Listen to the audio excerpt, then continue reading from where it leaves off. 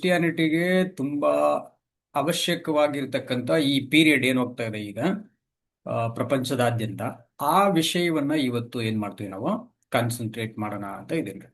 So ಅದರಿಂದ ನಮ್ಗೆ ಏನಾಗುತ್ತೆ, ಆ ಅಟ್ಲೀಸ್ಟ್ ಯಾವ ರೀತಿ ನಾವು ಕ್ರಿಸ್ಟಿಯಾನಿಟಿಯಲ್ಲಿ ನಮ್ಮ ಕುಟುಂಬಗಳಲ್ಲಿ ಇವಾಗ ಹೋಗ್ತಿರ್ತಕ್ಕಂಥ ಈ ಸಂಪ್ರದಾಯದ ಜೊತೆ, ಅಂದ್ರೆ ಸಂಪ್ರದಾಯ ಅನ್ನೋದಕ್ಕಿಂತ ಅಭ್ಯಾಸ ಏನ್ ಡೈಲಿ ಪ್ರಾಕ್ಟೀಸ್ ಮಾಡ್ತಾ ಇದ್ರ ಅದರ ಜೊತೆಯಲ್ಲಿ ನಾವು ಯಾವ ರೀತಿ ಕೋಆಪರೇಟ್ ಮಾಡಬೇಕು, ನಮ್ಮ ಫ್ರೆಂಡ್ಸ್ಗಳು, ನಮ್ಮ ರಿಲೇಟಿವ್ಸ್ಗಳು, ಅವ್ರ ಮಧ್ಯದಲ್ಲಿ ನಾವು ಹೇಗೆ ಇರ್ಬೇಕಾಗ್ತದೆ.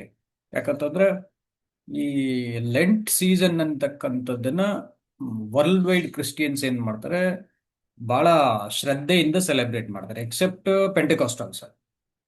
ಪೆಂಟೆಕಾಸ್ಟಲ್ಸ್ ಕೆಲವು ಇಂಡಿಪೆಂಡೆಂಟ್ ಚರ್ಚಸ್ಗಳು ಇದನ್ನ ಫಾಲೋ ಮಾಡಲ್ಲ. ಬಟ್ ರೆಸ್ಟ್ ಆಫ್ ಆಲ್ ಏನ್ರಿ, main line churches, main line denominations ಅಂತ ಏನಿದ್ದಾರೆ, ಕ್ಯಾಥಲಿಕ್ ಇರ್ಬೋದು, ಆರ್ಥೋಡಾಕ್ಸ್ ಇರ್ಬೋದು, ಪ್ರೆಸ್ಬಿಟೋರಿಯನ್, ಆರ್ಥೋಡಾಕ್ಸ್, ಈ ತರ. ಸೊ ಇವರೆಲ್ಲರಿಗೂ ಕೂಡ ಏನ್ ಮಾಡ್ತಾರೆ, ಇದಕ್ಕೆ ಬಹಳ ಆದ್ಯತೆಯನ್ನ ಕೊಡ್ತಾರೆ, ಕೊಟ್ಟು ಬಹಳ ಶ್ರದ್ಧೆಯಿಂದ ಇದನ್ನ ಸೆಲೆಬ್ರೇಟ್ ಮಾಡ್ತಾರೆ. ಎಸ್ಪೆಷಲಿ ಅಮೆರಿಕ, ಯುರೋಪ್ಗಳಂತೂ ಇದಕ್ಕಂತಾನೆ ಒಂದು ಪ್ರತ್ಯೇಕವಾಗಿರೋ ಹಾಲಿಡೇಸ್ಗಳನ್ನ ಎಲ್ಲ ದೇಶಗಳ ಸರ್ಕಾರಗಳು ಕೂಡ ಘೋಷಣೆ ಮಾಡಿರ್ತವೆ. ಅಷ್ಟು ದೊಡ್ಡದಾಗಿ ಮಾಡ್ತಕ್ಕಂಥ ಒಂದು ವಿಜೃಂಭಣೆಯಿಂದ ಮಾಡ್ತಕ್ಕಂಥ ಸೆಲೆಬ್ರೇಷನ್ಸ್ ಇದು. ಇಂಡಿಯಾದಲ್ಲಿ ಒಂದ್ ಮಟ್ಟಕ್ಕೆ ಮಾಡ್ತಾರೆ ಸುಮಾರಾಗಿ, ಬಟ್ ಅಮೆರಿಕ, ಯುರೋಪ್ಗಳಲ್ಲಿ ಬಹಳ ಬಹಳ ವಿಜೃಂಭಣೆಯಿಂದ ಮಾಡ್ತಾರೆ. ನಮ್ಮ ಮೈಸೂರು ದಸರಾಗಿಂತ ಗ್ರ್ಯಾಂಡ್ ಆಗಿರುತ್ತೆ ಅಂತ ಇಟ್ಕೊಳ್ಳಿ. ಸೊ ಆ ರೀತಿಯಲ್ಲಿ ಹಾಗಾದ್ರೆ ಇದ್ರ ಕಡೆಗೂ ಒಂದು ಗಮನ ಹರಿಸೋಣ ಇವತ್ತು ಅಂತ ನಾನು ನೆನ್ಸ್ಕೊಂಡಿದ್ದೇನೆ. ನಿಮ್ಗೆಲ್ರಿಗೂ ಇತ್ರ ಈ ಪ್ರಶ್ನೆ, ಇದನ್ನ ಏನಾದ್ರೂ ಧ್ಯಾನ ಮಾಡ್ಬೇಕಂತ ಯಾರಿಗನ ಇತ್ರ? ಎಷ್ಟು ಜನಕ್ಕೆ ಇದಿರ್ಬೋದು ಅಂದಾಗ?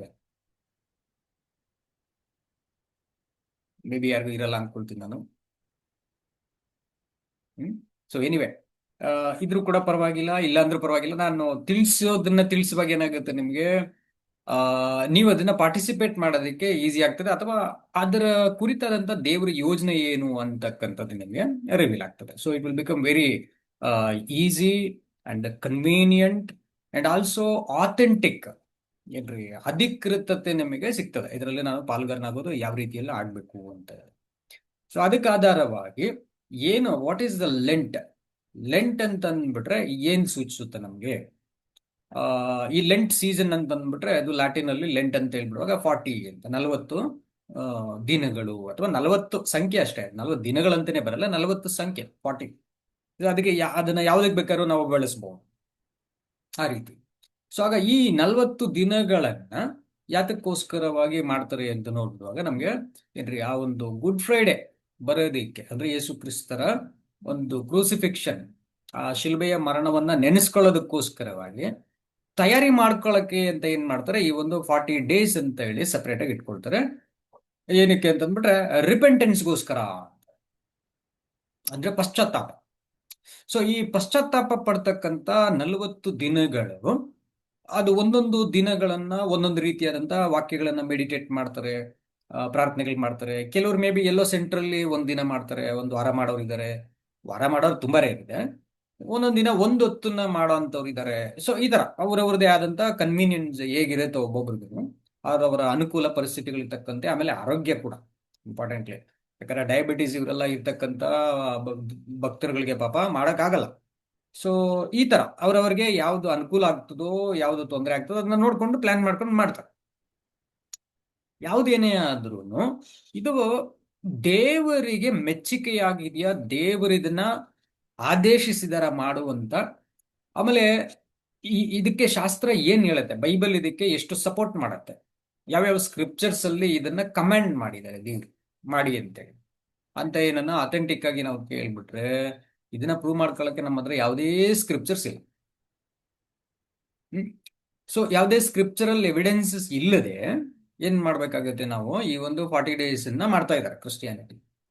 ಇದಕ್ಕೆ 40 ದಿನ ಮಾಡಿ ಅಂತ ಜೀಸಸ್ ಅವ್ರು ಹೇಳಿದ್ದಾಗ್ಲಿ ಇಲ್ಲ, ಅಥವಾ ಅಪೋಸ್ಟಲ್ಸ್ ಹೇಳಿದ್ದಾಗ್ಲಿ ಇಲ್ಲ, ಅಥವಾ ಓಲ್ಡ್ ಟೆಸ್ಟಮೆಂಟ್ ಅಲ್ಲಿ ಹಳೆ ಒಡಂಬಡಿಕೆ ಭಕ್ತರುಗಳು, ಪ್ರವಾದಿಗಳು, ಅರಸರುಗಳು ಯಾರಾಗ್ಲಿ, ನಮ್ಮ ಮೋಸಸ್ ಇನ್ಕ್ಲೂಡಿಂಗ್ ಆಗ್ಲಿ, ಅಥವಾ ಮೂಲ ಪಿತೃ ಅಬ್ರಹಾಂ, ಇಸಾಕ್, ಯಾಕೋಬ್ರಿಗಾಗ್ಲಿ ಎಲ್ಲನ್ನ ತಗೊಂಡು ನೋಡಿದ್ರು ಕೂಡ ಯಾರು ಕೂಡ ಈ ರೀತಿಯಾದಂತ ಒಂದು ಸೆಲೆಬ್ರೇಷನ್ಸ್ ಮಾಡಿರೋಂಥದ್ದು ಇಲ್ಲ. ಬಟ್ ಏನು ನಾವು ಎಕ್ಸಾಂಪಲ್ ನೋಡ್ಬೋದು, 40 ಉದಾಹರಣೆಗೆ ನಾವು ಎಲಿಯನ ಜೀವನದಲ್ಲಿ 40 ದಿನಗಳು ನೋಡ್ಬೋದು. ಅವರು ಪ್ರಯಾಣ ಮಾಡ್ಬಿಟ್ಟು ಏನ್ರಿ ಒಂದು ಬರಗಾಲ ಬರ್ತಕ್ಕಂಥ ಒಂದು ಇದನ್ನ ಪ್ರವಾದನೆಯನ್ನ ಮಾಡ್ಬಿಡ್ತಾರೆ. ಮಾಡಿದಾದ್ಮೇಲೆ 40 days ಅವರು ಟ್ರಾವೆಲ್ ಮಾಡಿ ಬೇರೆ ಕಡೆಗೆ ಹೋಗ್ತಾರೆ, ಅರಣ್ಯದಲ್ಲಿ. ದೇವ್ರು ಅಲ್ಲೇ ಅವರಿಗೆ ವ್ಯವಸ್ಥೆ ಮಾಡಿರ್ತಾರೆ. ಸೊ ಎಲಿಯಿನ 40 ದಿನಗಳಂತ ನಾವು ನೋಡ್ಬೋದು. ಆಮೇಲೆ ನಾವು ಅದಕ್ಕಿಂತ ಹಿಂದೆನೆ ನಾವು ನೋಡುವಂತ 40 ದಿನಗಳಿದಾವೆ. ಯಾವ್ದಂತಂದ್ಬಿಟ್ರೆ, ಮೋಶೆ ಧರ್ಮಶಾಸ್ತ್ರವನ್ನ ಈಸ್ಕೊಳ್ಳಕ್ಕೆ ಬೆಟ್ಟವನ್ನ ಹತ್ತಿ ಆ ಬೆಟ್ಟದಲ್ಲೇ 40 ದಿನಗಳನ್ನ ಕಳಿತಾರೆ. ಸೊ ಆ 40 ದಿನಗಳು ಫಸ್ಟ್ ಏನ್ರಿ ಒಡಂಬಡಿಕೆಯ ಕಲ್ಲುಗಳನ್ನ ಈಸ್ಕೊಳ್ತಾರೆ. ಆದ್ರೆ ಕೆಳಗಡೆ ಬಂದು ನೋಡೋಷ್ಟೊತ್ತಿಗೆ ಈ ಜನರೆಲ್ಲ ವಿಗ್ರಹಾರಾಧಕರಾಗ್ಬಿಟ್ಟಿರ್ತಾರೆ. ಒಂದು ಬಸವನನ್ನ ಮಾಡ್ಕೊಂಡು ಅದಕ್ಕೆ ಪೂಜೆ ಮಾಡ್ತಾ ಇರ್ತಾರೆ. ಮೋಶೆಗೆ ಬರ್ತಕ್ಕಂಥ ಆ ಕೋಪದಲ್ಲಿ ಏನ್ ಮಾಡ್ತಾರೆ, ಎತ್ತಿದ್ದೇನೆ ಆ ಕಲ್ಲಿನ ನಲಿಗೆಗಳನ್ನ ಹೊಡೆದಾಕ್ತಾರೆ. ನೋಡಿ, ಇಷ್ಟು ಸರ್ವಶ್ರೇಷ್ಠವಾಗಿ ದೇವರಲ್ಲಿ ಇದನ್ನ ಮಾಡಬಾರ್ದು, ಇದನ್ನ ಮಾಡಬಾರ್ದು, ಇದನ್ನ ಮಾಡಬಾರ್ದು ಅಂತ ಯಾವುದನ್ನ ಆಜ್ಞೆ ಮಾಡಿದ್ರು ದೇವರು, ಅದನ್ನೇ ಮಾಡಿ ಏನ್ ಮಾಡ್ತಾರೆ ದೇವರು, ದೇವರಿಗೆ ಕೋಪವನ್ನ ಬರೆಸ್ತಾರೆ. ಸೊ ಏನ್ ಮಾಡ್ತಾರೆ, ಮೋಶೆಗೆ ಅದನ್ನ ನೋಡಿ ಇದನ್ನ ಕೋಪಕ್ಕೆ ಆ ಕಲ್ಲಿನ ನಾಲಿಗೆಗಳನ್ನ ಹೊಡೆದ. ಆಮೇಲೆ ಪುನಃ ಮೋಶೆ ಪಾಪ 40 ದಿನಗಳು ಬೆಟ್ಟವನ್ನು ಹತ್ಬೇಕಾಗ್ತದೆ. ಹತ್ತಿ 40 ದಿನಗಳು ಬೆಟ್ಟದಲ್ಲೇ ಇದ್ದು ಮೋಶೆ ಈ ಸಾರಿ ಕಲ್ಲುಗಳನ್ನ ತಾನೇ ತಗೊಂಡು ಹೋಗಿ ಬರ್ಸ್ಕೊಂಡು ಅದ್ರ ಮೇಲೆ ಬರ್ಬೇಕಾಗ್ತದೆ. ಸೊ ಇದು ಎರಡು, ಮೋಶೆದು 40 ದಿನಗಳು ಮತ್ತು ಎಲಿನ 40 ದಿನಗಳು. ಇದನ್ನ ನಾವು ಕಂಪೇರ್ ಮಾಡ್ಕೊಳ್ಳುವಾಗ ಏನ್ರಿ, ನಮ್ಮ ಯೇಸು ಕ್ರಿಸ್ತರು ಕೂಡ ಏನ್ ಮಾಡ್ತಾರೆ ಅಂತಂದ್ರೆ 40 ದಿನಗಳು ಅರಣ್ಯದಲ್ಲಿ ಉಪವಾಸ ಮಾಡಿರುವಂತದನ್ನ ನಾವು ಗಮನಿಸ್ತೀವಿ. ಸೊ ಈ ರೀತಿ 40 ನಾವು 4 ಸಾರಿ, ಮೋಶೆ 2 ಸಾರಿ, ಎಲಿಯಿಂದ 1 ಸಾರಿ, ಯೇಸು ಕ್ರಿಸ್ತರದ್ದು 1 ಸಾರಿ ತಗೊಂಡ್ಬರುವಾಗ ಇದನ್ನೆಲ್ಲ ಇಟ್ಕೊಂಡು ಇವರೇ ಏನ್ ಮಾಡಿದ್ದಾರೆ, ನಮ್ಮ ಕ್ರೈಸ್ಟಿಯನ್ ಅರ್ಲಿ ಚರ್ಚ್ ಫಾದರ್ಸ್ ಅಂತ ಏನ್ ಹೇಳ್ತೀವಿ, ಅವರುಗಳು ಅರ್ಲಿ ಚರ್ಚ್ ಫಾದರ್ಸ್ಗಿಂತ ಸ್ವಲ್ಪ ಲೇಟರ್ ಸೀಸನ್ ಅಲ್ಲಿ ಏನ್ ಮಾಡಿದ್ದಾರೆ, ಇದನ್ನ ಪ್ರಾಕ್ಟೀಸ್ ಮಾಡೋಕೆ ಸ್ಟಾರ್ಟ್ ಮಾಡಿದ್ದಾರೆ.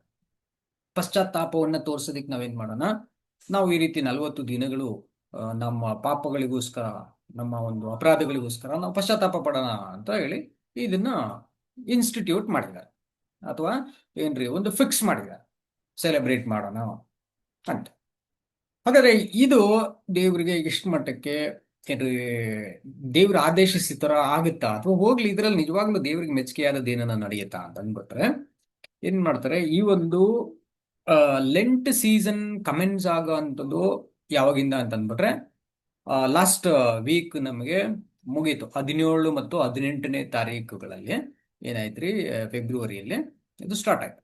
ಯಾವುದು, ಆಶ್ ವೆಡ್ನೆಸ್ಡೇ ಅಂತ, ಬೂದಿ ಬುಧವಾರ ಅಂತ ಶುರು ಮಾಡ್ತಾರೆ.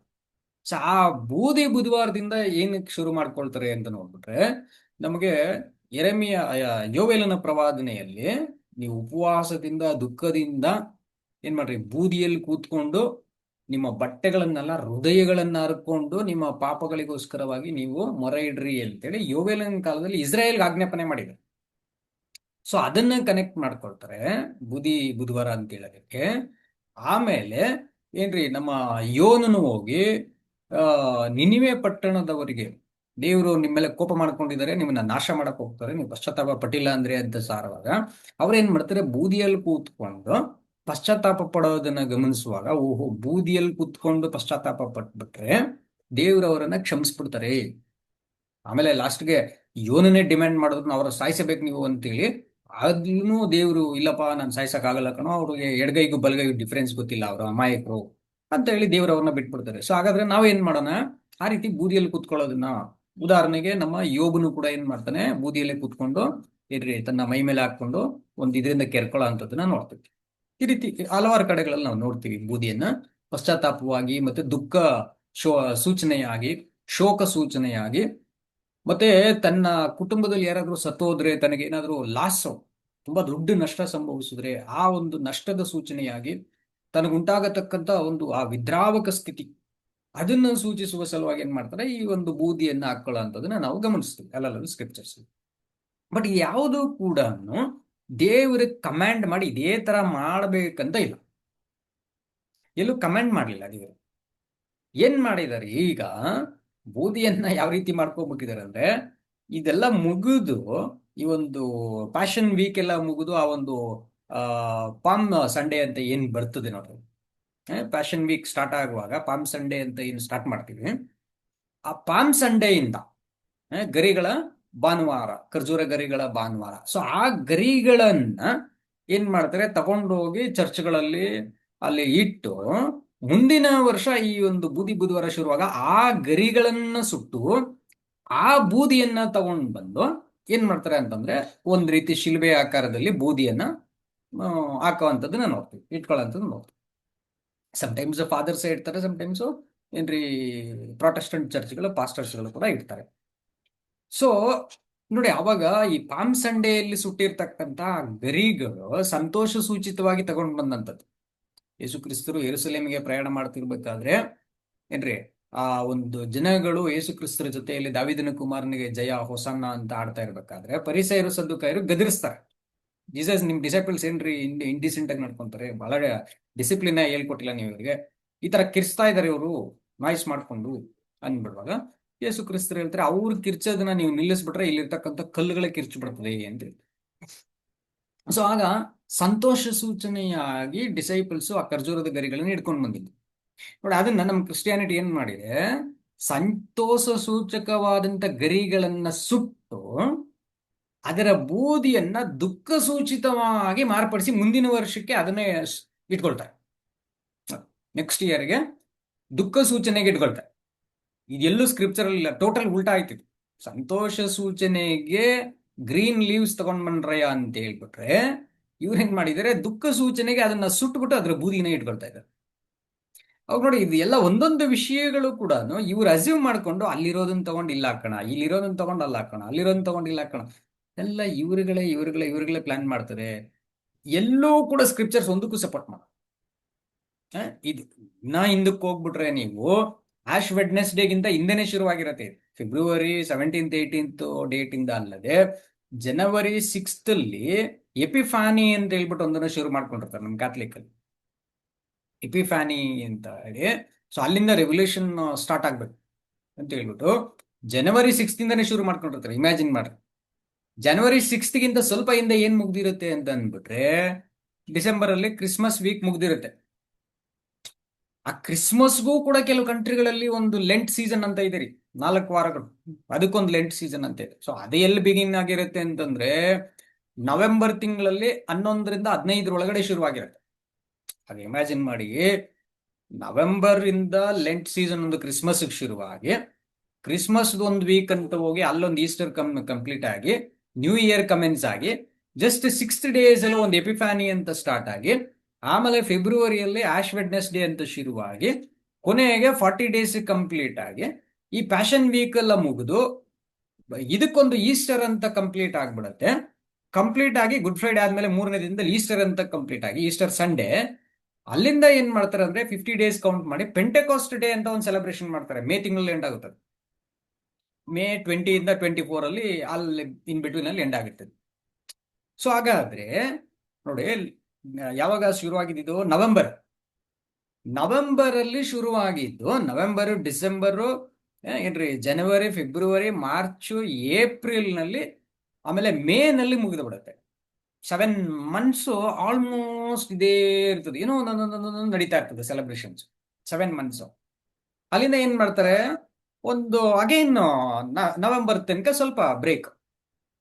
ಸೊ ನವೆಂಬರ್ ಅಲ್ಲಿ ತಿರ್ಗಾ ಸೇಮ್ ಕಮೆಂಟ್ಸ್, ಲಿಟಲ್ ಲೆಂಟ್ ಅಂತ ಶುರು ಮಾಡ್ಕೊಂಡು ಅಗೇನ್ ಕ್ರಿಸ್ಮಸ್ ಹಂಗೆ ಹಿಂಗೆ. ಇದು ಹೇಗಾಗಿದೆ ಅಂದ್ಬಿಟ್ರೆ ಮನುಷ್ಯನಿಗೆ ಏನೋ ಒಂದು ಸೆಲೆಬ್ರೇಷನ್ ಮಾಡಿ ಏನೋ ಒಂದು ಸ್ಪಿರಿಚುವಲ್ ಆಗಿ ನಾನು ಭಕ್ತಿವಂತನಾಗ್ಬಿಡ್ಬೇಕು ಅಂತಕ್ಕಂಥದ್ದು ಮನುಷ್ಯನೇ ಫಿಕ್ಸ್ ಮಾಡ್ಕೊಂಡಿದೆ. ಹಾಗಾದ್ರೆ ಇದರಿಂದ ನಿಜವಾದ ಭಕ್ತಿ ಉಂಟಾಗ್ತದ? ಈ ತರ ಒಂದು ಡೇಸ್ ಅನ್ನ ನಾವು ಫಿಕ್ಸ್ ಮಾಡಿಕೊಂಡು ರಿಚುವಲಿಸ್ಟಿಕ್ ಆಗಿ, ರೀಸನೇಬಲ್ ಆಗಲ್ಲ, ರಿಲಿಜಿಯಸ್ಲಿ ಅಲ್ಲ, it is just ritualistic. So ritualistic ಅಂತ ಅಂದ್ಬಿಟ್ರೆ ಏನ್ರಿ, ಸಂಪ್ರದಾಯ, ಇದನ್ನ ಮಾಡ್ಬಿಡ್ಬೇಕು, ಇದನ್ನ ಮಾಡಿಬಿಟ್ರೆ ಈ ಧರ್ಮಕ್ಕೂ ಸೀಮಿತ ಅಲ್ಲ. ಅದು ಆಕ್ಚುಲಿ ಬೇರೆ ಬೇರೆ ಧರ್ಮಗಳಲ್ಲೂ ಇದನ್ನ ಮಾಡ್ತಾರೆ, ಇದೇ ತರ ಬೇರೆ ಬೇರೆ ಧರ್ಮಗಳಲ್ಲಿ. ಸೊ ಈ ತರ ರಿಚುವಲಿಸ್ಟಿಕ್ ಆಗಿ ಇವರು ಇದನ್ನ ಮಾಡಿಕೊಂಡು without reasoning, without an evidence from the scriptures, Bible ಅಲ್ಲಿ ಯಾವುದೇ ಎವಿಡೆನ್ಸ್ ಇಲ್ಲದೆ, ದೇವರ ಅಪ್ಪಣೆ ಇಲ್ಲದೆ, ದೇವರ ಆದೇಶ ಇಲ್ಲದೆ ಈ ತರ ಮಾಡ್ಕೊಂಡು ಹೋಗೋದ್ರಿಂದ ಇದನ್ನ ದೇವ್ರು ಮೆಚ್ಕೊಳ್ತಾರ. ಇದರಿಂದ ನಮ್ಗೆ ಯಾವ ರೀತಿ ದೇವರಿಂದ ಒಂದು ಏನ್ರಿ ಅನುಮತಿ ಸಿಗಬಹುದು, ಅಥವಾ ದೇವ್ರ ಅದನ್ನು ಅನುಮೋದಿಸಬಹುದು, ದೇವ್ರು ಇಷ್ಟಪಡಬಹುದು ಇದನ್ನ ಅಂತ ನೋಡಿದ್ರೆ ಖಂಡಿತವಾಗ್ಲೂ ದೇವರಿಗೆ ಇದು ಮೆಚ್ಚುಗೆ ಆಗಿರ್ತಕ್ಕಂಥದ್ದು ಅಂತ ನಾವು ಹೇಳಕ್ಕೆ ಯಾವುದೇ ಆಧಾರ ಇಲ್ಲ. ನೋಡಿ, ಅಪೊಸ್ತಲ ಪೌಲರು ನಮ್ಗೆ ಹೇಳಂತ ಒಂದು ವಚನವನ್ನ ನಾವು ಓದ್ಕೊಳ್ಳೋಣ. ದಯವಿಟ್ಟು ಸಾಧ್ಯ ಆದವರು ಓದ್ರಿ. ಅದನ್ನ ನಾವು ರೋಮಪತ್ರಕ್ಕೆ 14ನೇ ಅಧ್ಯಾಯ 6-7 ವಚನಗಳನ್ನ ಒಂದ್ಸಾರಿ ಓದ್ಕೊಂಡ್ಬಿಡ್ರಿ. ದೇವರು ಅಪೊಸ್ತಲರುಗಳ ಮೂಲಕ ಯಾವ ರೀತಿ ಮಾತನಾಡಿದ್ರು ಅಂತ ಓದೋಣ. ಮೊದಲು ರೋಮ 14:6-7 ವಚನಗಳು. ದಿನವನ್ನು ಗಣ್ಯ ಮಾಡುವವನು ಕರ್ತನಿಗಾಗಿ ಅದನ್ನು ಗಣ್ಯ ಮಾಡುತ್ತಾನೆ.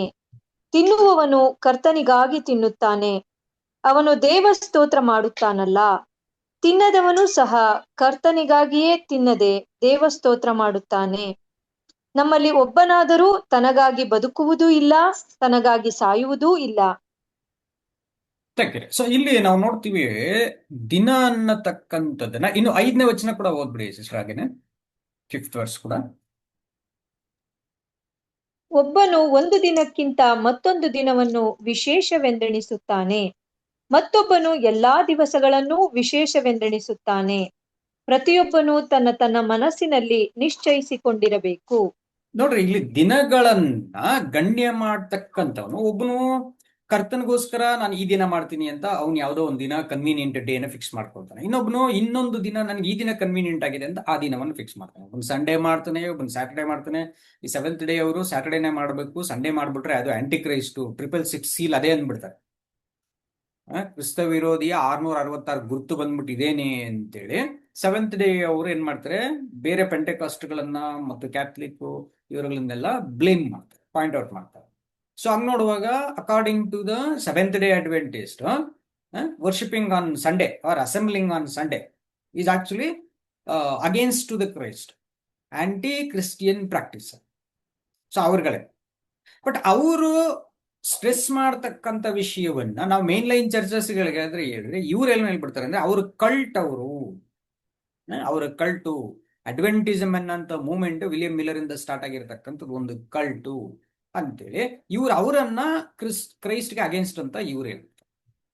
ಸೊ ಈ ತರ ಏನ್ ಮಾಡ್ತಾರೆ, ಒಬ್ಬೊಬ್ಬನು ಅವನ್ಗೆ ಆ ದಿನ ಬೇಕಂತ ಅವ್ನು ಇಟ್ಕೊಳ್ತಾನೆ, ಈ ದಿನ ಬೇಕಂತ ಇವ್ನು ಇಟ್ಕೊಳ್ತಾನೆ. ಯಾವ್ದನ್ನ ಇಟ್ಕೊಳ್ರಪ್ಪ ಅಂತ ಪೌಲ್ರು ನೋಡಿ ಅರ್ಲಿ ಕ್ರಿಸ್ಟಿಯನ್ ಮೂವ್ಮೆಂಟ್ ಅಲ್ಲಿ ಏನ್ ಹೇಳ್ಬಿಟ್ರು, ಯಾವ ದಿನನ ಇಟ್ಕೊಳ್ರಿ ನೀವು ಕರ್ತನ್ಗೋಸ್ಕರ, ನೀನ್ ಇಟ್ಕೊಂಡಿರೋನು ಮತ್ತೊಬ್ಬನ್ನ ಬ್ಲೇಮ್ ಮಾಡ್ಬೇಡ. ನೀನು ದಿನ ನನ್ನ ಕರ್ತನಿಗಿದ್ದೀನಿ ಏನೋ ಒಂದು ಮಾಡ್ತೀನಿ ಅಂತಂದ್ರೆ ಮಾಡು.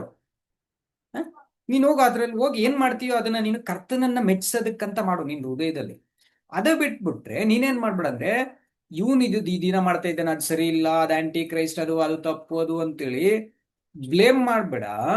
ಯಾವಾಗಂದ್ರೆ ಅವನದನ್ನ ಹೃದಯಪೂರ್ವಕವಾಗಿ ಕರ್ತನಿಗೆ ಮೆಚ್ಚುಗೆ ಆಗೋ ರೀತಿಯಲ್ಲಿ ಮಾಡ್ಬಿಟ್ರೆ, ಏನೊಂದು ಕೆಲಸನ ಮಾಡ್ತಾ ಇದ್ದಾನೋ, ಅವನೇನೊಂದು ಡಿಸಿಷನ್ ತಗೊಂಡಿದ್ದಾನೋ, ನಾನು ಈ ದಿನ ಪಶ್ಚಾತ್ತಾಪಕ್ಕೋಸ್ಕರ ಮಾಡ್ತೀನಿ ಅಂದ್ರೆ ಪಶ್ಚಾತ್ತಾಪ ಪಡ್ಲಿ ಬಿಡು. ಯಾವತ್ತಾಗ್ತೀವಿ ಏನದು 365 ದಿನಾನು ಸೆಲೆಕ್ಟ್ ಮಾಡ್ಕೊಂತಾನ ಮಾಡ್ಕೊಂಡ್ಲಿ ಬಿಡು, ಸಂಡೇ ಮಾಡ್ಕೊಂತಾನ ಮಾಡ್ಕೊಂಡ್ಲಿ ಬಿಡು, ಸ್ಯಾಟರ್ಡೇ ಮಾಡ್ತಾನ ಮಾಡ್ಕೊಂಡ್ಲಿ ಬಿಡು. ಅವನ್ ಯಾವ ದಿನ ಅನ್ನ ಮಾಡ್ಕೊಂಡ್ಲಿ, ಅದು ಅವನ ಓನ್ ಡಿಸಿಷನ್. ಯಾಕಂದ್ರೆ ನಾಳೆ ಅವನ್ ಇಲ್ಲ ಅಂತ ಅಂದ್ಬಿಟ್ರೆ, ನಾಳೆ ಅವನ ಓಟ ಮುಗ್ದೋಗಿದೆ ಅಂತ ಅಂದ್ಬಿಟ್ರೆ ಅವನ ಅಕೌಂಟ್ ಕ್ಲಿಯರ್ ಆಗಿರ್ಬೇಕ. ಸೊ ಹಾಗಾದ್ರೆ ಇವತ್ತು ಅವನ್ ಪಶ್ಚಾತ್ತಾಪ ಪಡ್ತಾ ಇದ್ದಾನೆ ಅಂತಂದ್ರೆ ಲೆಟ್ ಹಿಮ್ ಡು ಇಟ್, ಅವ್ನು ಫಿನಿಶ್ ಮಾಡ್ಲಿ. ನೀನ್ ಯಾಕೆ ಕಟಿ ಮಾಡ್ತೀಯ ಅವನಿಗೆ?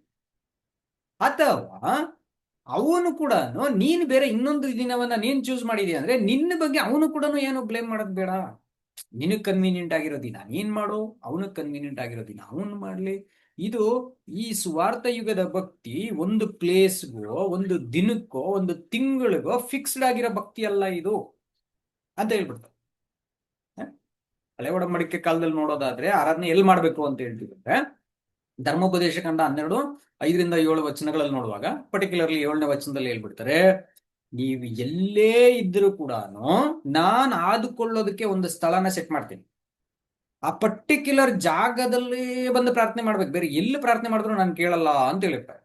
ಹಾಗಾದ್ರೆ ನೋಡಿ, ಕನಾನ್ ದೇಶದಲ್ಲಿ ದೇವ್ರು ಎಲ್ಲಿ ಪ್ಲೇಸ್ ಸೆಲೆಕ್ಟ್ ಮಾಡ್ತಾರೋ ಅಲ್ಲೇ ಮಾಡ್ಬೇಕು. ಆಕ್ಚುಲಿ ದೇವ್ರ ಪ್ಲೇಸ್ ಸೆಲೆಕ್ಟೇ ಮಾಡಿಲ್ಲ. ಪ್ಲೇಸ್ ಸೆಲೆಕ್ಟ್ ಮಾಡೋದು ಯಾರು ಅಂತ ಅಂದ್ಬಿಟ್ರೆ ದಾವೀದನ್. ಆ ಓನನ್ನ ಒಂದು ಕಣದಲ್ಲಿ ಒಂದು ದೇವದೂತನ್ ಬಂದ್ಬಿಟ್ಟು ಇವ್ರನ್ನ ಪನಿಷ್ಮೆಂಟ್ ಮಾಡ್ತಾ ಇರ್ಬೇಕಾದ್ರೆ ಅಲ್ಲಿ ನಿಂತ್ಕೊಳ್ತಾನೆ, ಅಲ್ಲಿ ಸ್ಟಾಪ್ ಮಾಡಂತ ಹೇಳ್ತಾನೆ, ಅಲ್ಲಿ ನಿಂತ್ಕೊಂಡ್ಬಿಡ್ತಾನೆ. ಅಲ್ಲೇ ಕಟ್ಟಣ ನಾನು ದೇವ್ರ ಆಲಯ ಅಂತ ಹೇಳ್ಬಿಟ್ಟು ಏನ್ ಮಾಡ್ತಾನೆ, ಆ ಪ್ಲೇಸ್ನ ಚೂಸ್ ಮಾಡ್ಕೊಳ್ತಾನೆ. ಸೊ ಆ ರೀತಿಯಲ್ಲಿ ದಾವೀದನ್ ಚೂಸ್ ಮಾಡ್ತಾನೆ. ಆಗ ದೇವರ ಬದಲಾಗಿ ಆ ಪ್ಲೇಸ್ ಅನ್ನ ಸೆಲೆಕ್ಟ್ ಮಾಡ್ತಕ್ಕಂಥವನು ದಾವೀದನ್. ಆಮೇಲೆ ದಾವೀದನ್ನು ತನ್ನ ಮನಸ್ಸಿಗೆ ಬಂದಂತೆ ದೇವಸ್ಥಾನ ಕಟ್ತಾನೆ. ಅವನು ಮೋಶೆ ಹೇಳ್ಕೊಟ್ಟಿರೋ ರೀತಿಯಲ್ಲಿ ಕಟ್ಟಲ್ಲ. ಮೋಶೆ ಒಂದು ಆಜ್ಞೆ ಮಾಡಿರ್ತಾನೆ, ಹಿಂಗೆ ಕಟ್ಟಬೇಕು, ಹಿಂಗೆ ಮಾಡ್ಬೇಕು, ಹಿಂಗೆ ಇರಬೇಕು ಎಲ್ಲವೂ ಅಂತ ಹೇಳ್ಬಿಟ್ಟು. ಮೋಶದ ಒಂದನ್ನು ಕೇರ್ ಮಾಡಲ್ಲ ದಾವೀದನು. ತನ್ನ ಸ್ವಂತವಾಗಿ ತನಗೆ ಹೆಂಗ್ ಭಕ್ತಿ ಬರ್ತದೆ ಆ ರೀತಿಯಲ್ಲಿ ಯೋಚನೆ ಮಾಡ್ತಾನೆ. ನನಗೆ ಇದು ಸರಿ, ಆಲಯ ಇಲ್ಲಿರ್ಬೇಕು, ಪರಿಶುದ್ಧಾಲಯ ಇಲ್ಲಿರ್ಬೇಕು, ಅತಿ ಪರಿಶುದ್ಧಾಲಯ ಇಲ್ಲಿರ್ಬೇಕು, ಮಂಟಪ ಇಲ್ಲಿರ್ಬೇಕು, ಹೊರಗಣ ಅಂಗಳ ಈ ರೀತಿಯಲ್ಲಿರ್ಬೇಕು, ಆ ಅಂಗಳದಲ್ಲಿ ಕಂಬಗಳಿರಬೇಕು. ಆ ಕಂಬಗಳನ್ನ ನಮ್ಮ ಸೊಲೊಮೋನ ನಿಲ್ಲಿಸುವಾಗ 2 ಕಂಬಗಳನ್ನ ನಿಲ್ಲಿಸಿ 2 ಕಂಬಗಳಿಗೆ 2 ಹೆಸರುಗಳನ್ನ ಇಟ್ಟಿರ್ತಾರೆ. ಸೊ ಈ ರೀತಿಯಲ್ಲಿ ಅವ್ರಿಗೆ ಸ್ವಂತವಾಗಿ ಭಕ್ತಿ ಹೆಂಗ್ ಬರುತ್ತೋ ಆ ರೀತಿಯಲ್ಲಿ ಮಾಡ್ತಾರ ಅವ್ರ ಭಕ್ತಿ ದೇವ್ರಿಗೆ ಮೆಚ್ಚುಗೆ ಆಗ್ತದೆ. ಅದಕ್ಕೆ ದೇವ್ರು ಏನ್ ಹೇಳ್ತಾರೆ ಅಂದ್ರೆ, ದಾವೀದನು ನನ್ನ ಹೃದಯಕ್ಕೆ ಒಪ್ಪುವ ಮನುಷ್ಯ ಅಂತ. ಯಾಕಂದ್ರೆ ಅವನ ಭಕ್ತಿ ಸ್ವಂತವಾಗಿ ಬರ್ತದ. ಆಮೇಲೆ ಅದು ಸಾಂಪ್ರದಾಯಿಕವಾಗಿ ಬರಲ್ಲ, ಆಚರಣಾತ್ಮಕವಾಗಿ ಬರಲ್ಲ. ಈ ರಿಚುವಲ್ಲು ಮನ್ಸಲ್ಲಿ ಹೆಂಗನ ಇರ್ಲಿ ಇದು ಮಾತ್ರ ಮಾಡ್ಕೊಂಡ್ಬಿಡ್ಬೇಕು ನಾನು. ಮನ್ಸಲ್ಲಿ ಹೆಂಗನ ಇರ್ಲಿ ವಿಭೂತಿನ ತಗೊಂಡು ಹಿಂಗ್ ಹಾಕೊಂಡ್ಬಿಡ್ಬೇಕು ನಾನು, ಒಂದು ನಾಮ ಹೇಳ್ಕೊಂಡ್ಬಿಡ್ಬೇಕು ನಾನು. ಅಥವಾ ಎಲ್ಲೋ ಒಂದು ಇಸ್ರಾಯೇಲಿಯರಿಗೆ 3 ಸಾಂಪ್ರದಾಯಿಕ ಹಬ್ಬಗಳಿವೆ. 3 ಹಬ್ಬಗಳಲ್ಲಿ ಕಂಪಲ್ಸರಿ ಇಸ್ರೇಲ್ ಜನಗಳು ಯೆರೂಸಲೇಮ್ಗೆ ವಿಸಿಟ್ ಮಾಡಲೇಬೇಕು, ಎಸ್ಪೆಷಲಿ ಗಂಡಸರು ಕಂಪಲ್ಸರಿ ಪಿಲಿಗ್ರಿಮೇಜ್ ಫೆಸ್ಟಿವಲ್ಸ್ ಅಂತ ಹೇಳ್ತಿದ್ರು. ಅದಕ್ಕೆ ಆ ಫೆಸ್ಟಿವಲ್ಸ್ ಅಲ್ಲಿ ಅವ್ರು ಹೋಗುವಾಗ ಯಾತ್ರಾ ಗೀತೆಗಳು, ಅವ್ರ ಯಾತ್ರೆ ಹೋಗುವಾಗ ಮತ್ತು ಆ ಕಡೆಯಿಂದ ವಾಪಸ್ ಬರುವಾಗ ಹಾಡ್ತಕ್ಕಂಥ ಕೀರ್ತನೆಗಳನ್ನೇ ರಚನೆ ಮಾಡಿ ಇಟ್ಟಿದ್ದಾರೆ.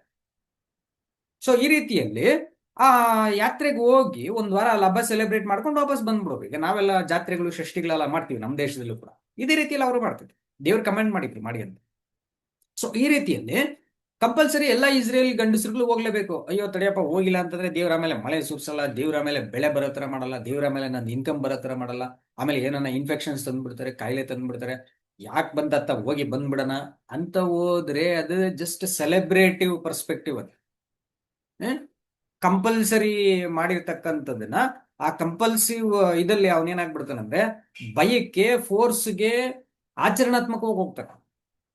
ಅಷ್ಟು ಬಿಟ್ರೆ ಅವನ್ ಮನ್ಸಿಂದ ನಾನು ಹೋಗೋದು ಏನಕ್ಕೆ, ದೇವ್ರು ಯಾಕೆ ಬರಕ್ಕೆ ಹೇಳಿದಾರೆ, ಏನ್ ಕಮೆಂಟ್ ಮಾಡಿದಾರೆ, ಇದರಿಂದ ಇರ್ತಕ್ಕಂತಹ ದೇವರ ಇಂಟೆನ್ಷನ್ ಏನು, ದೇವ್ರು ಇಲ್ಲಿ ಬಂದ್ರೆ ನಾನು ದೇವ್ರಿಗಾಗೋ ಪ್ರಾಫಿಟ್ ಏನ್ ಬಂತ. ಆಕ್ಚುಲಿ ನಾನ್ ಬಂದ್ ಹಬ್ಬ ಮಾಡ್ತೀನಿ, ಒಂದ್ ವಾರ ಇಲ್ಲಿ ಎಂಜಾಯ್ ಮಾಡ್ತೀನಿ, ಖುಷಿಯಾಗಿದ್ಬಿಡ್ತೀನಿ, ಮನೆ ಚಿಂತೆಗೆ ಎಲ್ಲ ಮರೆತು ಬಿಡ್ತೀನಿ, ನಾನು ಒಂದ್ ವಾರ ಆದ್ಮೇಲೆ ಮನೆಗೆ ಹೋಗ್ತೀನಿ. ಇದರಿಂದ ನನಗೆ ಲಾಭ ಬಿಟ್ರೆ ದೇವ್ರಿಗೆ ಏನ್ ಲಾಭ ಇದರಿಂದ? ಸೊ ಇದರಿಂದ ದೇವ್ರದ್ದು ಏನೋ ಬೇರೆ ಉದ್ದೇಶ ಇದೆ ಅಂತೇಳಿ ರಿಸರ್ಚ್ ಮಾಡ್ತಾನೆ. ಯಾರ ಭಕ್ತಿಯನ್ನ ಮನಸ್ಸಿಂದ ತಗೊಂಡೋಗಕ್ಕೆ ಹೋಗ್ತಾನೋ ಅವನೇನ್ ಮಾಡ್ತಾನೆ, ರಿಸರ್ಚ್ ಮಾಡ್ತಾನೆ. ರಿಸರ್ಚ್ ಮಾಡುವಾಗ ಬರೋ ಭಕ್ತಿ ಬಂದ್ಬಿಟ್ಟು ಅವನ್ ಸ್ವಂತ ಹೃದಯದಿಂದ ಬರೋ ಭಕ್ತಿ.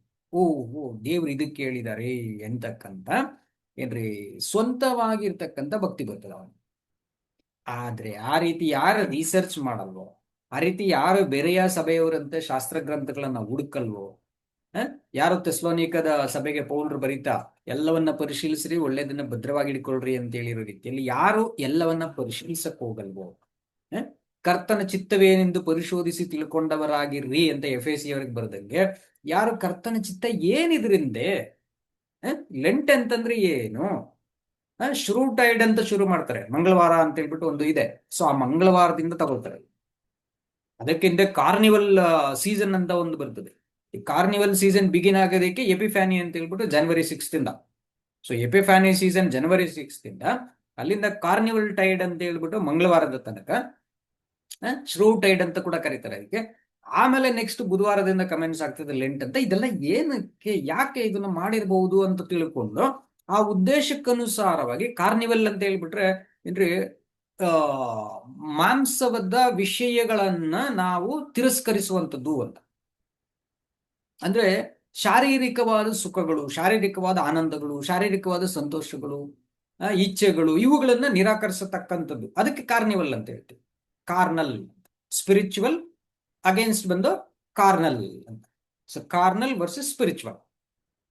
ಸೊ ಈ ಕಾರ್ನಲ್ ಮೈಂಡೆಡ್ ಅಂತ ಅಪೊಸ್ತಲ ಪೌಲರು ಬಳಸ್ತಾರೆ. 1 ಕೊರಿಂಥಿ 3ನೇ ಅಧ್ಯಾಯದಲ್ಲಿ 1-3 ವಚನಗಳು ಬರುವಾಗ, you are not spiritual but you are carnal ಅಂತ ಹೇಳ್ತಾರೆ. ಆ ಕಾರ್ನಲ್ ಅಂತಕ್ಕಂತಹ ಇದನ್ನ ಕಾರ್ನಿವಲ್ ಸೀಸನ್ ಅಂತ ಹೇಳಿ, ಈ ಒಂದು ಮಾಂಸ ಇಚ್ಛೆಗಳು, ಶಾರೀರಿಕ ಇಚ್ಛೆಗಳು, ಲೋಕದ ಆಸೆಗಳು, ಕಣ್ಣಿನ ಆಸೆಗಳು, ಬದುಕು ಬಾಳಿನ ಡಂಬಗಳು, ಇವುಗಳಿಂದ ನಿಮ್ಮನ್ನ ಪ್ರತ್ಯೇಕಿಸಿಕೊಂಡು, ಇದಕ್ಕೋಸ್ಕರ ಯೇಸು ಕ್ರಿಸ್ತರ ಪ್ರಾಣ ಕೊಟ್ರಲ್ಲ ಅಂತೇಳಿ ಆ ಶಿಲುಬೆಯ ಒಂದು ಧ್ಯಾನಕ್ಕೋಸ್ಕರವಾಗಿ ನಿಮ್ಮನ್ನ ಸಿದ್ಧ ಮಾಡ್ಕೊಳ್ರಿ ಅಂತ ಹೇಳೋದಕ್ಕೆ ಈ ಒಂದು ವೀಕ್ ಅನ್ನ ಒಂದು ಒಳ್ಳೆ ಕಾನ್ಸೆಪ್ಟ್ ಅಲ್ಲಿ ಶುರು ಮಾಡಿದ್ದಾರೆ. ಇದಕ್ಕೆ ಸ್ಕ್ರಿಪ್ಚರ್ಸ್ ಏನು ಇಟ್ಕೊಂಡಿಲ್ಲ ಅವರು ಪ್ರೂಫ್, ಬಟ್ ಹೃದಯದಿಂದ ಒಳ್ಳೆ ಕಾನ್ಸೆಪ್ಟ್ ಶುರು ಮಾಡಿದ್ದಾರೆ. ಆದ್ರೆ ಆ ಉದ್ದೇಶವನ್ನ ಇವತ್ತು ನಮ್ಮ ಕ್ರೈಸ್ತರು ಇಟ್ಕೊಂಡಿದಾರ ಅಂತ ಅಂದ್ಬಿಟ್ರೆ, they forgot completely the essence of the celebration, essence of the participation. ಅದ್ ಏನಕ್ಕೆ ಮಾಡ್ತಾ ಇದ್ದಾರೆ ಅಂತಕ್ಕಂಥದ್ದು ಒಂದು ಯಾರಿಗೂ ಗೊತ್ತಿಲ್ಲ. ಅದು ಎಷ್ಟು ಆಪೋಸಿಟ್ ಆಗಿದೆ ಇವತ್ತು ಅಂದ್ರೆ, ಉಲ್ಟಾಗೋಗ್ಬಿಟ್ಟಿದೆ ಈ ಆಚರಣೆ ಅಂದ್ಬಿಟ್ರೆ. ಈ ಕಾರ್ನಿವಲ್ ಅನ್ನೋದು ಹಂಗಾದ್ರೆ ಇವತ್ತಿಂದ ನಾವು ಮಾಂಸಕ್ಕೆ ಸಂಬಂಧಪಟ್ಟಿದ್ದೇನು ಮಾಡಬಾರ್ದು ಅಂದ್ರೆ, ಇವತ್ತು ಮಾತ್ರ ಬಿಂದಾಸಾಗೆಲ್ಲ ಮಾಡ್ಬಿಡೋಣ ಅಂತೇಳಿ ಟೋಟಲ್ ಆಗಿ ತಿಂದು ಕುಡಿದು ಕುಣಿಯುವುದಕ್ಕೆ ಎದ್ದರು ಅಂತ ಇಸ್ರೇಲ್ ಹೇಳ್ತಾರೆ ನೋಡಿ ಅರಣ್ಯದಲ್ಲಿ. ಒಂದು ಬಸವನನ್ನ ಮಾಡ್ಕೊಂಡು ಆ ಬಸವನ ಮುಂದೆ ತಿಂದು ಕುಡಿದು ಕುಣಿಯುವುದಕ್ಕೆ ಎದ್ರು. ಅಷ್ಟೊತ್ತಿಗೆ ಮೋಶೆ ಬರ್ತಾರೆ ಬೆಟ್ಟದ ಮೇಲೆ ಇದನ್ನ ನೋಡ್ಬಿಟ್ಟು, ಅಯ್ಯೋ ಪಾಪಿಗಳ ಎಂತ ಕೆಲಸ ಮಾಡ್ಬಿಟ್ರು ನೀವು ಅಂತೇಳಿ ಇವ್ರಿಗೆ ಕರೀತಾರೆ. ಕರ್ತನ ಪಕ್ಷದವ್ರು ಯಾರಿದ್ದಾರೆ ಇಲ್ಲಿ ಅಂತ ಹೇಳ್ತಾರೆ. ಬರ್ತಾರೆ, ಬಂದಿದ್ದೇನೆ. ಅವ್ರಿಗೆ ಲೇವಿಯರ್ ಬಂದ್ಬಿಡ್ತಾರೆ. ತಗೊಳ್ರಿ, ಕತ್ತಿ ತಗೊಳ್ರಿ ಅಂತ ತಗೊಂಡ್ಮೇಲೆ ತಗೊಂಡಾಗ ಎಲ್ಲ ತಿವಿದು ಬಿಡ್ರಿ. ಯಾವನ್ ಹೋಗಿ ಬಸವನ ಮುಂದೆ ಪೂಜೆ ಮಾಡ್ತಾ ಇದ್ದಾನೋ, ಕುಣಿಯೋದಕ್ಕೆ ಎದ್ದಿದ್ದಾನೋ ಅವ್ರನ್ನೆಲ್ಲ ತಗೊಂಡಾಗ ಕತ್ತಿ ತಗೊಂಡೋಗಿ ಚುಚ್ಚ್ರಿ ಅಂತ. ಸೊ ಕತ್ತಿ ತಗೊಂಡೋಗಿ ಎಲ್ಲಾರನ್ನು ಚುಚ್ಚಿ ಕೊಂದು ಬಿಡುವಾಗ 3,000 ಜನ ಸತ್ತೋಗ್ತಾರ ಆ ದಿನ. ನೋಡಿ, ಆಕ್ಚುಲಿ ಇವಾಗ ನಾವೇನ್ ಮಾಡ್ಬೇಕಾಗತ್ತೆ, ಆ ಒಂದು ರೀತಿಯಲ್ಲಿ ಯಾವ ರೀತಿ ಮೋಶೆ ಅಲ್ಲಿ ಕಮೆಂಡ್ ಮಾಡಿದ್ರು ಆ ರೀತಿಯಲ್ಲಿ ಇವತ್ತು ಲ್ಯಾಟಿನ್ ಅಮೆರಿಕಾದಲ್ಲಿ ಕುಡ್ದು ತಿಂದು ಮಜಾ ಮಾಡಿ, ಏನ್ರಿ ಕೆಲವು ಕಡೆಗಳಲ್ಲಿ ಸರಿಯಾಗಿ ಬಟ್ಟೆಗಳು ಕೂಡ ಹಾಕೊಳ್ಳದೆ ಇರೋ ಮಟ್ಟಕ್ಕೆ ಬೀದಿಗೆ ಇಳಿದು ಬಿಟ್ಟು ಡ್ರಿಂಕ್ಸ್ ಮಾಡಿ ಎದ್ವದೋ ಕುಣ್ದು ಹಾಕ್ಬಿಡ್ತಾರೆ. ನಿಮ್ಗೆ ಗೊತ್ತಿದೆ, ಬ್ರೆಜಿಲ್ ನಲ್ಲಿ ಆ ಒಂದು ಸ್ಟ್ಯಾಚು ಕೂಡ ಇಟ್ಕೊಂಡ್ಬಿಟ್ಟು ಜೀಸಸ್ದು ಬಹಳ ಎತ್ತರವಾಗಿರೋಂಥ ಸ್ಟ್ಯಾಚು, ಅಲ್ಲಿ ಹೋಗಿ ಇದನ್ನ ಸೆಲೆಬ್ರೇಷನ್ ಮಾಡ್ತಾರೆ. ಸೊ ಆಗ ಇಲ್ಲೊಂದು ಬಸವನನ್ನ ಇಟ್ಕೊಂಡಂಗೆ ಅಲ್ಲೊಂದು ಜೀಸಸ್ ಅಂತಾನೆ ಒಂದು ಸ್ಟ್ಯಾಚು ಇಟ್ಕೊಂಡು, ಮರಿಯಮ್ಮನ್ ಸ್ಟ್ಯಾಚುನ ತಗೊಂಡ್ ಬರ್ತಾರೆ ಬಿಡಿ, ಮೆರವಣಿಗೆ ಅದು ಬೇರೆ ವಿಷಯ. ನಮ್ಮ ಕಥೋಲಿಕದಲ್ಲಿ ಕೆಲವು ಕಡೆಗಳಲ್ಲಿ ಮರಿಯಮ್ಮನ್ ಸ್ಟ್ಯಾಚು ಕೆಲವರು ತಗೊಂಡ್ಬರ್ತಾರೆ, ಜೀಸಸ್ ಸ್ಟ್ಯಾಚು ಕೆಲವರು ತಗೊಂಡ್ಬರ್ತಾರೆ, ಕೆಲವರು ಕ್ರಾಸ್ ಹಿಡ್ಕೊಂಡ್ ಬರ್ತಾರೆ. ಇದು ಸ್ಕಿಟ್, ಇದು ಜನಗಳಿಗೆ ಇದನ್ನ ನಾವು ಪ್ರಚಾರ ಮಾಡಕ್ಕೆ ಅಂತ ಹೇಳ್ತಾರೆ. ಕ್ರಿಶ್ಚಿಯನ್ ಕಂಟ್ರಿಯಲ್ಲಿ ನೀನೇನ್ ಪ್ರಚಾರ ಮಾಡ್ತೀಯ? Already they are Christians. ಅವ್ರನ್ನೇನು ನೀನು ಕನ್ವರ್ಟ್ ಮಾಡ್ಬೇಕಿಲ್ಲ ಪ್ರಚಾರ ಮಾಡಿ. ಬಟ್ ಹೃದಯ ಕನ್ವರ್ಷನ್ಗೆ ಅವ್ರಿಗೆ ನೀನು ವಾಕ್ಯಗಳನ್ನ ಹೇಳ್ಕೊಡ್ಬೇಕು. ಅದನ್ನ ಬಿಟ್ಬಿಟ್ಟು ನೀನು ಸ್ಕಿಟ್ ಅಂತ ಮಾಡಿ, ಪ್ರಾಜೆಕ್ಟ್ ಅಂತ ಮಾಡಿ, again you are leading them into the blindness only. You are binding them into the blindness permanently to become a prisoner for the traditions and customs. ಒಂದು ಸಂಪ್ರದಾಯಗಳು, ಒಂದು ಆಚರಣೆಗಳನ್ನ ರೂಢಿಗಳನ್ನಾಗಿ ಮಾಡಿ ಅದರೊಳಗಡೆ ಅವರನ್ನ ಕುರುಡರನ್ನಾಗಿ ಮಾಡಿ ಬಂಧಿಸಿ ಸತ್ಯದ ಕಡೆಗೆ ಬರದೇ ಇರೋ ರೀತಿಯಲ್ಲಿ ಶಾಶ್ವತವಾಗಿ ಅವರನ್ನ ಸುಳ್ಳಿನ ಕಡೆಗೆ ನಡೆಸ್ಕೊಡ್ತಾ ಇದ್ದಾರೆ. ಹಾಗಾದ್ರೆ ಈ ಸೆಲೆಬ್ರೇಷನ್ಸ್ ಅನ್ನ ಅರ್ಲಿ ಚರ್ಚ್ ಫೌಂಡರ್ಸ್ ಯಾವ ರೀತಿಯಲ್ಲಿ ಸ್ಟಾರ್ಟ್ ಮಾಡಿದ್ರು ಆ ರೀತಿಯಲ್ಲಿ ಮಾಡದಂತೆ, ನಾನು ಫೌಂಡರ್ಸ್ ಅಂತ ಯಾಕೆ ಹೇಳಿದೆ ಅಂದ್ರೆ ನಾಟ್ ಅಪೋಸ್ಟಲ್ಸ್, ಬಿಕಾಸ್ ಅಪೋಸ್ಟಲ್ಸ್ ಯಾರು ಇದನ್ನ ಸ್ಟಾರ್ಟ್ ಮಾಡಿಲ್ಲ. ನೋಡಿ, ಅಪೋಸ್ಟಲ್ ಸ್ಟೇಟ್ಮೆಂಟ್ ಓದಿದ್ವಿ ನಾವು ರೋಮನ್ಸ್ 14 ಅಲ್ಲಿ 5, 6, 7 ಅಲ್ಲಿ ಓದಿದ್ವಿ. ನೀನ್ ಯಾವ ದಿನ ಇಷ್ಟ ಬರುತ್ತೆ ಅದಿನ ಮಾಡ್ಕೊಳ್ಳೋ. ನೀನ್ ಸಂಡೇ ನಾನು ಪಶ್ಚಾತ್ತಾಪ ಪಡ್ತೀನಿ ಅಂದ್ರೆ ಪಡು, ನೀನ್ ಮಂಡೇ ನಾನು ಆಳ್ತೀನಿ ಅಂದ್ರೆ ಆಳು, ನಾನು ವೆಡ್ನೆಸ್ಡೇನೆ ಮಾಡ್ತೀನಿ ಅಂತ ಇಟ್ಕೊಂತೀಯ, ನೀನ್ ವೆಡ್ನೆಸ್ಡೇನೆ ಮಾಡು, ತಪ್ಪೇನಿದೆ ಅದ್ರೊಳಗಡೆ. ಬಟ್ ನೀನ್ ಮಾಡೋದು ಏನಂತ ಹೇಳ್ಬಿಟ್ಟು ನೀನು ಕ್ಲಾರಿಟಿ ಇರ್ಲಿ ಅಂತಾರೆ. ಪ್ರತಿಯೊಬ್ಬನು ತನ್ನಲ್ಲಿ ನಿಶ್ಚಯಿಸಿಕೊಂಡಿರ್ಲಿ, come to a better clarity and come to a senses, come back to your senses and sense it. ನೀನ್ ಏನ್ ಮಾಡ್ತಾ ಇದೀಯ ಅಂತಕ್ಕಂಥದ್ದನ್ನ ಜಾಗ್ರತೆಯಿಂದ ಯೋಚನೆ ಮಾಡೋ. ನೀನ್ ಮಾಡ್ತಾ ಇರೋದು ನಿನಗೆ ಗೊತ್ತಿಲ್ಲದೆ ಇದ್ದು ಬಿಟ್ರೆ, ನಮ್ ರಕ್ಷಕರಾಗಿರೋ ಯೇಸು ಕ್ರಿಸ್ತರು ಆ ಅಮ್ಮನಿಗೆ ಸಮಾರ್ಯದೊಳಗೆ ಹೇಳ್ತಾರೆ, ಅಮ್ಮ ನೀನ್ ಏನ್ ಹೇಳ್ತಾ ಇದೀಯ ಅಂದ್ರೆ, ಮೆಷಿನ್ ಮುಂದೆ ಬಂದ್ಬಿಟ್ ಮೇಲೆ ಆ ಬೆಟ್ಟಕ್ಕೆ ಕರ್ಕೊಂಡು ಹೋಗ್ತಾನೆ ಅಂತ ನೀನ್ ಹೇಳ್ತಾ ಇದ್ದೀಯ. ಆಕ್ಚುಲಿ ನಿನ್ಗೆ ಬುದ್ಧಿನೇ ಇಲ್ಲ. ಮೆಷಿನ್ ಬಂದ್ರೆ ಬೆಟ್ಟಕ್ಕೆ ಕರ್ಕೊಂಡು ಹೋಗಲ್ಲ. ಯಾಕಂದ್ರೆ ದೇವರನ್ನ ಆರಾಧಿಸತಕ್ಕಂಥವರು ಇಂಥವರೇ ಆರಾಗಿರ್ಬೇಕಂತ ಹೇಳ್ಬಿಟ್ಟು ದೇವರಿಗೆ ಒಂದು ನಿರೀಕ್ಷೆ ಇದೆಯಮ್ಮ ಅಂತ. ಯೋಹಾನ ಸುವಾರ್ತೆ 4ನೇ ಅಧ್ಯಾಯ 22ರಿಂದ 24 ವಚನಗಳನ್ನ ದಯವಿಟ್ಟು ನೀವು ಗಮನಿಸ್ಕೊಳ್ಳಿ. ನಿಮ್ ಬೈಬಲ್ ಓಪನ್ ಮಾಡ್ಕೊಳ್ಳಿ, ಈಗ ಓಪನ್ ಮಾಡಿ ಇಟ್ಕೊಳ್ಳಿ. ಆ ವಚನಗಳನ್ನ ನೀವು ಗಮನಿಸ್ಕೊಳ್ಳಿ. ಜಾನ್ 4:22-24 ಅಲ್ಲಿ ಹೇಳ್ತಾರೆ ಜೀಸಸ್, ಅಮ್ಮ ದೇವರನ್ನ ಆರಾಧನೆ ಮಾಡ್ತಕ್ಕಂಥವ್ರು ಇಂಥವ್ರೇ ಆಗಿರ್ಬೇಕಂತ ಹೇಳ್ಬಿಟ್ಟು ದೇವ್ರಿಗೊಂದು ಪ್ಲಾನ್ ಇದೆ. ಅವ್ರು ಯಾರಂತಂದ್ಬಿಟ್ರೆ, ಅವರು ಮನಸ್ಸಿನಲ್ಲಿ ಅನ್ನೋದನ್ನ ಆತ್ಮದಲ್ಲಿ ಅಂತ ಹಾಕಿರ್ತಾರೆ. ಸೊ ನಿಮಗೆ ನಾನು ಶಬ್ದಗಳ ಕ್ಲಾರಿಟಿಯನ್ನು ಆಲ್ರೆಡಿ ಕೊಟ್ಟಿದ್ದೀನಿ. ನಮ್ ಜೊತೆ ಈ ಬೈಬಲ್ ಸ್ಟಡಿಯಲ್ಲಿ ಇರ್ತಕ್ಕಂಥ ಎಲ್ಲ ದೇವ ಜನರಿಗೆ ನಾನು ಶಬ್ದಗಳ ವಿಶ್ಲೇಷಣೆಗಳನ್ನ ಕೊಟ್ಟಿರ್ತೀನಿ. The etymology of the word, ನಿರುಕ್ತಿ ಅಂತ ಹೇಳ್ತೀವಿ ಸಂಸ್ಕೃತ ಅಲ್ಲಿ, ಎಟಿಮಾಲಜಿ ಅಂತ ಹೇಳ್ತೀವಿ ಆಂಗ್ಲದಲ್ಲಿ, ಆಯ್ತಾ? ಸೊ ಅದು ಗೊತ್ತಿಲ್ಲದೆ ಮಾಡಿದ್ರೆ ತಪ್ಪಾಗ್ತದೆ. ನೋಡಿ, ಹಂಗೇನೆ ನಾನು ಕಾರ್ನಿವಲ್ ಅಂತ ಹೇಳ್ಬಿಟ್ರೆ ನಿಮಗೆ ಗ್ರೀಕ್ ಅಂಡ್ ಲ್ಯಾಟಿನ್ ರೂಟ್ಸ್ ಇಂದ ನಾನು ಡೀಟೇಲ್ಸ್ ಅನ್ನ ಕೊಡೋದು. ಯಾಕಂದ್ರೆ ಅಥೆಂಟಿಕ್ ಆಗಿ ಇರಬೇಕು. ಮನುಷ್ಯನ ಕೋರ್ಟ್ ನಲ್ಲೇನೆ ಅಥೆಂಟಿಕ್ ಆಗಿ ಡಿಫೈನ್ ಮಾಡದಂತೆ ಯಾವುದೇ ಲಾನ ಅಪ್ಲೈ ಮಾಡಲ್ಲ. ಮನುಷ್ಯನ ನೀವು ಯಾವುದೇ ಕೋರ್ಟ್ ಅಲ್ಲಿ ಎಕ್ಸ್ಪೀರಿಯನ್ಸ್ ಇರೋರು ಇದ್ದು ಬಿಟ್ರೆ ನಿಮ್ಗೆ ಗೊತ್ತಿರಲಿ ಸ್ಪಷ್ಟವಾಗಿ. ಕೋರ್ಟ್ ಸೆಷನ್ ಯಾರನ್ನ ಒಬ್ಬರು ಒಂದ್ಸಾರಿ ಅಟೆಂಡ್ ಮಾಡಿದ್ರು ಗೊತ್ತಾಗಿರ್ತದೆ. Define the term, define the act properly ಅಂತ ಹೇಳ್ತಾರೆ ಜಡ್ಜ್. ಸಮಟೈಮ್ಸ್ ಅಡ್ವೊಕೇಟ್ಸ್ ಗಳಿಗೆ ಹೇಳ್ತಾರೆ ಡಿಫೈನ್ ಮಾಡ್ರಿ ಮೊದಲದನ್ನ ಅಂತ ಹೇಳ್ತಾರೆ. ಡಿಫೈನ್ ಮಾಡದೆ ಯಾವುದೇ ಆಕ್ಟ್ ಅನ್ನ ಬಳಸಂಗೇ ಇಲ್ಲ ನಾವು. ಬೆಳೆಸ್ಬಿಟ್ರೆ ಅದು ಅವರು ಅದಕ್ಕೆ ಕಾಗ್ನಿಸೆಂಟಲ್ ಆಗಿ ಅದನ್ನ ಅರ್ಥ ಮಾಡ್ಕೊಂಡಿಲ್ಲ. They are not cognitive enough to sense it. ಅವ್ರಿಗೆ ಗ್ರಹಿಕೆನೇ ಆಗಿಲ್ಲ. ನೀವೇನು ವಾದ ಮಾಡಿದ್ರು, ಜಡ್ಜ್ ಏನ್ ತೀರ್ಪು ಕೊಟ್ರು ಏನು ನನಗೆ ಗೊತ್ತಿಲ್ಲ ಸಮಯ ಅಂದಂಗಾಗುತ್ತೆ. ಸೊ ಆಗ ಅವನನ್ನ ನೀವು ಬಕ್ರ ಮಾಡಿ ಬಲಿಪಶು ಮಾಡ್ದಂಗೆ ಆಗ್ತದೆ ಮನುಷ್ಯನ. ನೋಡಿ, ಮನುಷ್ಯನ್ಗೆ ಎಷ್ಟು ಕ್ಲಾರಿಟಿ ಇದೆ ನೋಡಿ. ಬಲಿಪಶು ಮಾಡಬಾರ್ದು, ಅವನ್ಗೆ ಅರ್ಥ ಮಾಡಿಸ್ಬೇಕು, ಕನ್ವಿಕ್ಟ್ ಆಗ್ಬೇಕು ಅವನು. ಆ ರೀತಿಯಲ್ಲಿ ಡಿಫೈನ್ ಮಾಡಿ ಅವ್ನಿಗೆ ಅಂಡರ್ಸ್ಟ್ಯಾಂಡ್ ಮಾಡಿಸಿ ಆಮೇಲೆ ನೀವೇನ್ ಮಾಡ್ರಿ ಜಡ್ಮೆಂಟ್ ನ ಪಾಸ್ ಮಾಡಿ. ಒಬ್ಬ ಪಾಪಿಯಾಗಿರ್ತಕ್ಕಂಥ, ಒಬ್ಬ ಬುದ್ಧಿಹೀನ ಆಗಿರ್ತಕ್ಕಂಥ, ಒಬ್ಬ ಮೂರ್ಖನಾಗಿರ್ತಕ್ಕಂಥ ಮನುಷ್ಯನ ಕೋರ್ಟ್ನಲ್ಲೇ ಡಿಫೈನ್ ಮಾಡದೆ, ಶಬ್ದಗಳ ವಿಶ್ಲೇಷಣೆಯನ್ನು ಕೊಡದೆ ಜಡ್ಜ್ಮೆಂಟ್ ಪಾಸ್ ಮಾಡಲ್ಲ. ಹ? ಒಬ್ಬ ಏನ್ರಿ, ಒಬ್ಬ ಹುಡುಗ ಹೋಗ್ಬಿಟ್ಟಿದ್ದೇನೆ ಮುಂಬೈಯಲ್ಲಿ, ಕಸಬನ್ನವನು ಶೂಟ್ ಮಾಡ್ತಾನೆ, ಶೂಟ್ ಮಾಡಿ ಜನಗಳನ್ನ, ಕುರಿಗಳನ್ನ ಕೊಂದಾಕ್ಬಿಡ್ತಾನೆ. ಕೊಂದಾಕದವನನ್ನ ಇಮಿಡಿಯೇಟ್ ಆಗಿ ಗಲ್ಲಿಗೇರಿಸ್ರಿ ಅಂತೇಳಿ ಇಡೀ ದೇಶ ಓಳಿಡುತ್ತೆ, ಸಾಯಿಸ್ರಿ ಅವನ್ನ. 140 ಕೋಟಿ ಜನ ಇಡೀ ಡಿಮ್ಯಾಂಡ್ ಮಾಡ್ತಿರ್ಬೇಕಾದ್ರೆ ನ್ಯಾಯಾಲಯಗಳು ಅವನನ್ನ ವರ್ಷಗಳ ಗಟ್ಟಲೆ ಇಟ್ಕೊಂಡು ಅವನಿಗೆ ರಿಯಲೈಸ್ ಮಾಡಿಸಿ, ನೋಡು ನೀನ್ ಮಾಡಿದ ಎಷ್ಟು ಅಪರಾಧ, ನಮ್ಮ ದೇಶದಲ್ಲಿ ಕಾನೂನುಗಳು ಹೆಂಗಿದಾವೆ, ನಮ್ಮ ದೇಶದಲ್ಲಿ ನೀತಿಗಳನ್ನ ಯಾವ ರೀತಿ ಡಿಫೈನ್ ಮಾಡ್ತೀವಿ, ವಿಶ್ಲೇಷಣೆ ಕೊಡ್ತೀವಿ, ಅದಕ್ಕನುಸಾರ ನೀನ್ ಮಾಡಿರೋ ಅಪರಾಧದ ಒಂದು ಇದೆಷ್ಟು, ನೇಚರ್ ಆಫ್ ಯುವರ್ ಕ್ರೈಮ್ ಎಷ್ಟು, ಇಷ್ಟು ದೊಡ್ಡ ಕ್ರೈಮ್ ಮಾಡಿದೆ, ಇದಕ್ಕೆ ಏನು ಶಿಕ್ಷೆ ಕೊಡ್ಬೇಕಾಗುತ್ತೆ ನೀನ್ ಯೋಚನೆ ಮಾಡು ಅಂತೇಳಿ ಅವನಿಗೆ ಕನ್ವಿನ್ಸ್ ಆದ್ಮೇಲೆ, ಹೌದು ನಾನು ಮಾಡಿರೋದು ದೊಡ್ಡ ಕ್ರೈಮ್ ಈಗ ಅಂತ ಗೊತ್ತಾದ ಮೇಲೆ ದಿ ಡಿಕ್ಲೇರ್ ದ ಜಡ್ಜ್ಮೆಂಟ್. ಅವನಿಗೆ ಸೆಂಟೆನ್ಸ್ ಆದ್ಮೇಲೆ ಕೂಡ ಇಮಿಡಿಯೇಟ್ಲಿ ಅವನ್ನ ಹ್ಯಾಂಗ್ ಮಾಡಲ್ಲ. ಸೆಂಟೆನ್ಸ್ ಆದ್ಮೇಲೆ ಕೂಡ ಟ್ರಯಲ್ ಪೀರಿಯಡ್ ಆಗಿ ಸೆಂಟೆನ್ಸ್ ಆಗಿ ಆಮೇಲೆ ಕೂಡ ಕೆಲವು ವರ್ಷಗಳಿಗೆ ಅವನನ್ನ ಹ್ಯಾಂಗ್ ಮಾಡ್ತಾರೆ, ಅಲ್ಲಿ ತನಕ ಇಟ್ಕೊಳ್ತಾರೆ. ಬಿದ್ದೋಗಿರೋ, ಪಾಪದಲ್ಲಿ ಬಿದ್ದಿರೋ ಮನುಷ್ಯನೇ ಇಷ್ಟು ಸ್ಪಷ್ಟವಾಗಿ ಡೆಫಿನೇಷನ್ಸ್ ನ ಅರ್ಥ ಮಾಡ್ಕೊಂಡು, ಡಿಸ್ಕ್ರಿಪ್ಷನ್ಸ್ ನ ಅರ್ಥ ಮಾಡ್ಕೊಂಡು, ಕಾರಣಗಳನ್ನ ಅರ್ಥ ಮಾಡ್ಕೊಂಡು ನ್ಯಾಯ ಅಂತ ಒಪ್ಕೊಂಡ್ಮೇಲೆ ಅದನ್ನ ಒಳಗಡೆ ಹೋಗ್ತಾರೆ. ಹಂಗಾದ್ರೆ ಪರಲೋಕದ ದೇವ್ ನಮ್ಮ ಯೇಸು ಕ್ರಿಸ್ತರು ಹೇಳ್ತಾರೆ, ಅಲ್ರಿ ಅನ್ಯಾಯಸ್ಥರಾಗಿರೋ ನೀವೇನೆ ಮೀನು ಕೇಳಿದ್ರೆ ಹಾವು ಕೊಡಲ್ಲ, ಮೊಟ್ಟೆ ಕೇಳಿದ್ರೆ ಚೇಳು ಕೊಡಲ್ಲ, ಅಷ್ಟು ಒಳ್ಳೆಯವರು ನೀವೇ ಪಾಪಿಗಳು. ಪಾಪಿಗಳಲ್ಲೇ ಇಷ್ಟು ಒಳ್ಳೆತನ ಇದೆ ಅಂದ್ರೆ ಮತ್ತು ಸಂಪೂರ್ಣ ಒಳ್ಳೆಯವನಾಗಿರೋ ನಿಮ್ ಪರಲೋಕದ ತಂದೆ ಇನ್ನೆಷ್ಟು ಒಳ್ಳೇದಾಗಿ ಮಾಡ್ತಾರೆ. ಹಾಗಾದ್ರೆ ನೀವ್ ಯಾಕೆ ಅದನ್ನ ಅರ್ಥ ಮಾಡ್ಕೊಳ್ತಾ ಇಲ್ಲ ಅಂತ ಹೇಳಿ ಯೇಸು ಕ್ರಿಸ್ತರು ದೇವರ ನೀತಿಯನ್ನ ನಮ್ಗೆ ನೆನಪಿಸ್ತಾರೆ. ಸೊ ಹಾಗಾದ್ರೆ ದೇವರ ನೀತಿ ಇದಕ್ಕಿಂತ ಜಾಸ್ತಿ ಆಗಿರ್ಬೇಕು. ಹಾಗಾದ್ರೆ ದೇವರಿಗೆ ಮೆಚ್ಚುಗೆ ಆಗ್ತದ ನಾನು ಮಾಡ್ತಾ ಇರೋಂತ ಈ ಒಂದು ಶ್ರೂಟೈಡ್ ಟ್ಯೂಸ್ಡೇ ಅಂದ್ರೆ ಏನು, ಕಾರ್ನಿವಲ್ ಸೀಸನ್ ಅಂತ ಅಂದ್ಬಿಟ್ರೆ ಏನು, ಎಪಿಫಾನಿಯಾ ಪೀರಿಯಡ್ ಅಂತ ಅಂದ್ಬಿಟ್ರೆ ಏನು, little Lent before the Christmas to prepare ourselves and praise God for giving his son, ಯಾವತ್ತೋ ಕ್ರಿಸ್ಮಸ್ ಡೇ ದಿನ.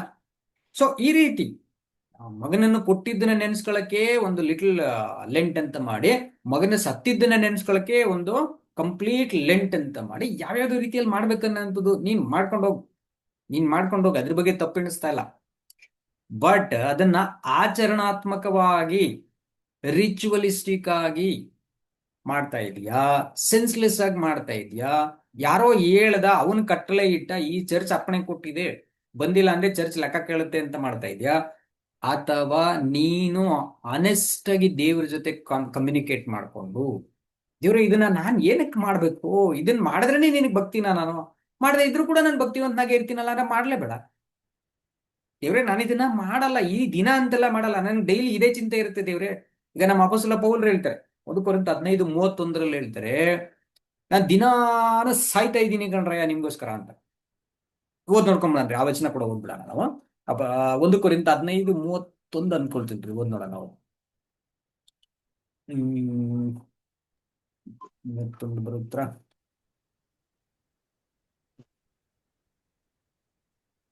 ಒಂದು 15:31 ಬ್ರದರ್. ಕರೆಕ್ಟ್ ರೀ, 31 31. ಸಹೋದರರೇ, ನಮ್ಮ ಕರ್ತನಾದ ಕ್ರಿಸ್ತ ಯೇಸುವಿನಲ್ಲಿ ನಿಮ್ಮನ್ನು ಕುರಿತು ನನಗಿರುವ ಹೆಚ್ಚಳದ ಮೇಲೆ ಆಣೆಯಿಟ್ಟು ನಾನು ದಿನಾಲು ಸಾಯುತ್ತಲಿದ್ದೇನೆ ಎಂದು ಹೇಳುತ್ತೇನೆ.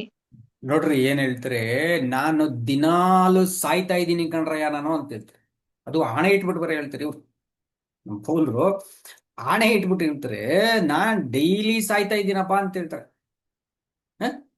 ಅದ್ರ ಹಿಂದೆ ಹೇಳ್ತಾರೆ 30ನೇ ವಚನದಲ್ಲಿ ಹೇಳ್ತಾರೆ, ಪ್ರತಿ ಗಳಿಗೆ ಅಂತಾರೆ, ಡೈಲಿ ಬಿಟ್ಬಿಡಿ ಈಗ, ಪ್ರತಿ ದಿನ ಬಿಟ್ಬಿಡಿ ಈಗ, ಪ್ರತಿ ಗಳಿಗೆ ಅಂತಾರೆ, every hour. It is not on the Lent season for the 40 days, but it is on every hour of every day that comes around the clock, around the calendar. ಏನ್ರಿ, 365 ದಿನಗಳಲ್ಲಿ ಬರ್ತಕ್ಕಂಥ 24 ಗಳಿಗೆಗಳಲ್ಲಿ ಪ್ರತಿ ಗಳಿಗೆಯಲ್ಲೂ ನಾನು ಭಯ ಪಡ್ತಾ ಇದ್ದೀನಿ ಅಂತ ಹೇಳ್ತಾರೆ. 30ನೇ ವಚನ ಕೂಡ ಓದ್ರಿ. ನಾವು ಸಹ ಪ್ರತಿ ಗಳಿಗೆಯಲ್ಲಿಯೂ ಯಾಕೆ ಜೀವದ ಭಯದಿಂದಿದ್ದೇವೆ. ನೋಡ್ರಿ ಏನ್ ಹೇಳ್ತಾರೆ, ನಾವು ಜೀವದ ಭಯದಿಂದಿದ್ದೇವೆ. ಗ್ರೀಕ್ ನಲ್ಲಿ ಈ ಟರ್ಮ್ ಅನ್ನ ತನಟೋಫೋಬಿಯಾ ಅಂತ ಕರೀತಾರೆ. ತನಟೋಫೋಬಿಯಾ. ಫೋಬಿಯಾ ಅಂದ್ರೆ ಫಿಯರು, ತನಾಟೋ ಅಂತಂದ್ರೆ ಡೆತ್. ಸೊ ತನಟೋಫೋಬಿಯಾ ಅಂತಕ್ಕಂತ ಒಂದು ಮೆಂಟಲ್ ಡಿಸಾರ್ಡರ್ ಇದು, ಒಂದು ಮೆಂಟಲ್ ಟಾರ್ಚರ್ ಇದು, ಮೆಂಟಲ್ ಟಾರ್ಮೆಂಟ್ ಇದು.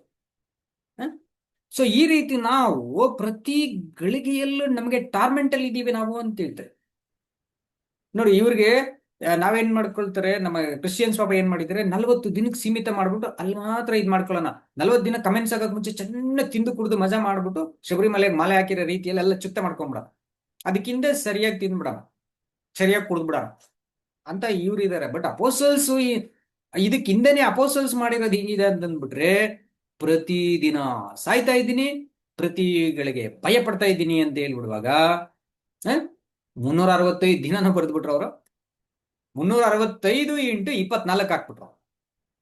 24 hours into 365 days there is no enjoyment for a new creation if he is a genuine, if he is a conscious, if he is a committed, dedicated.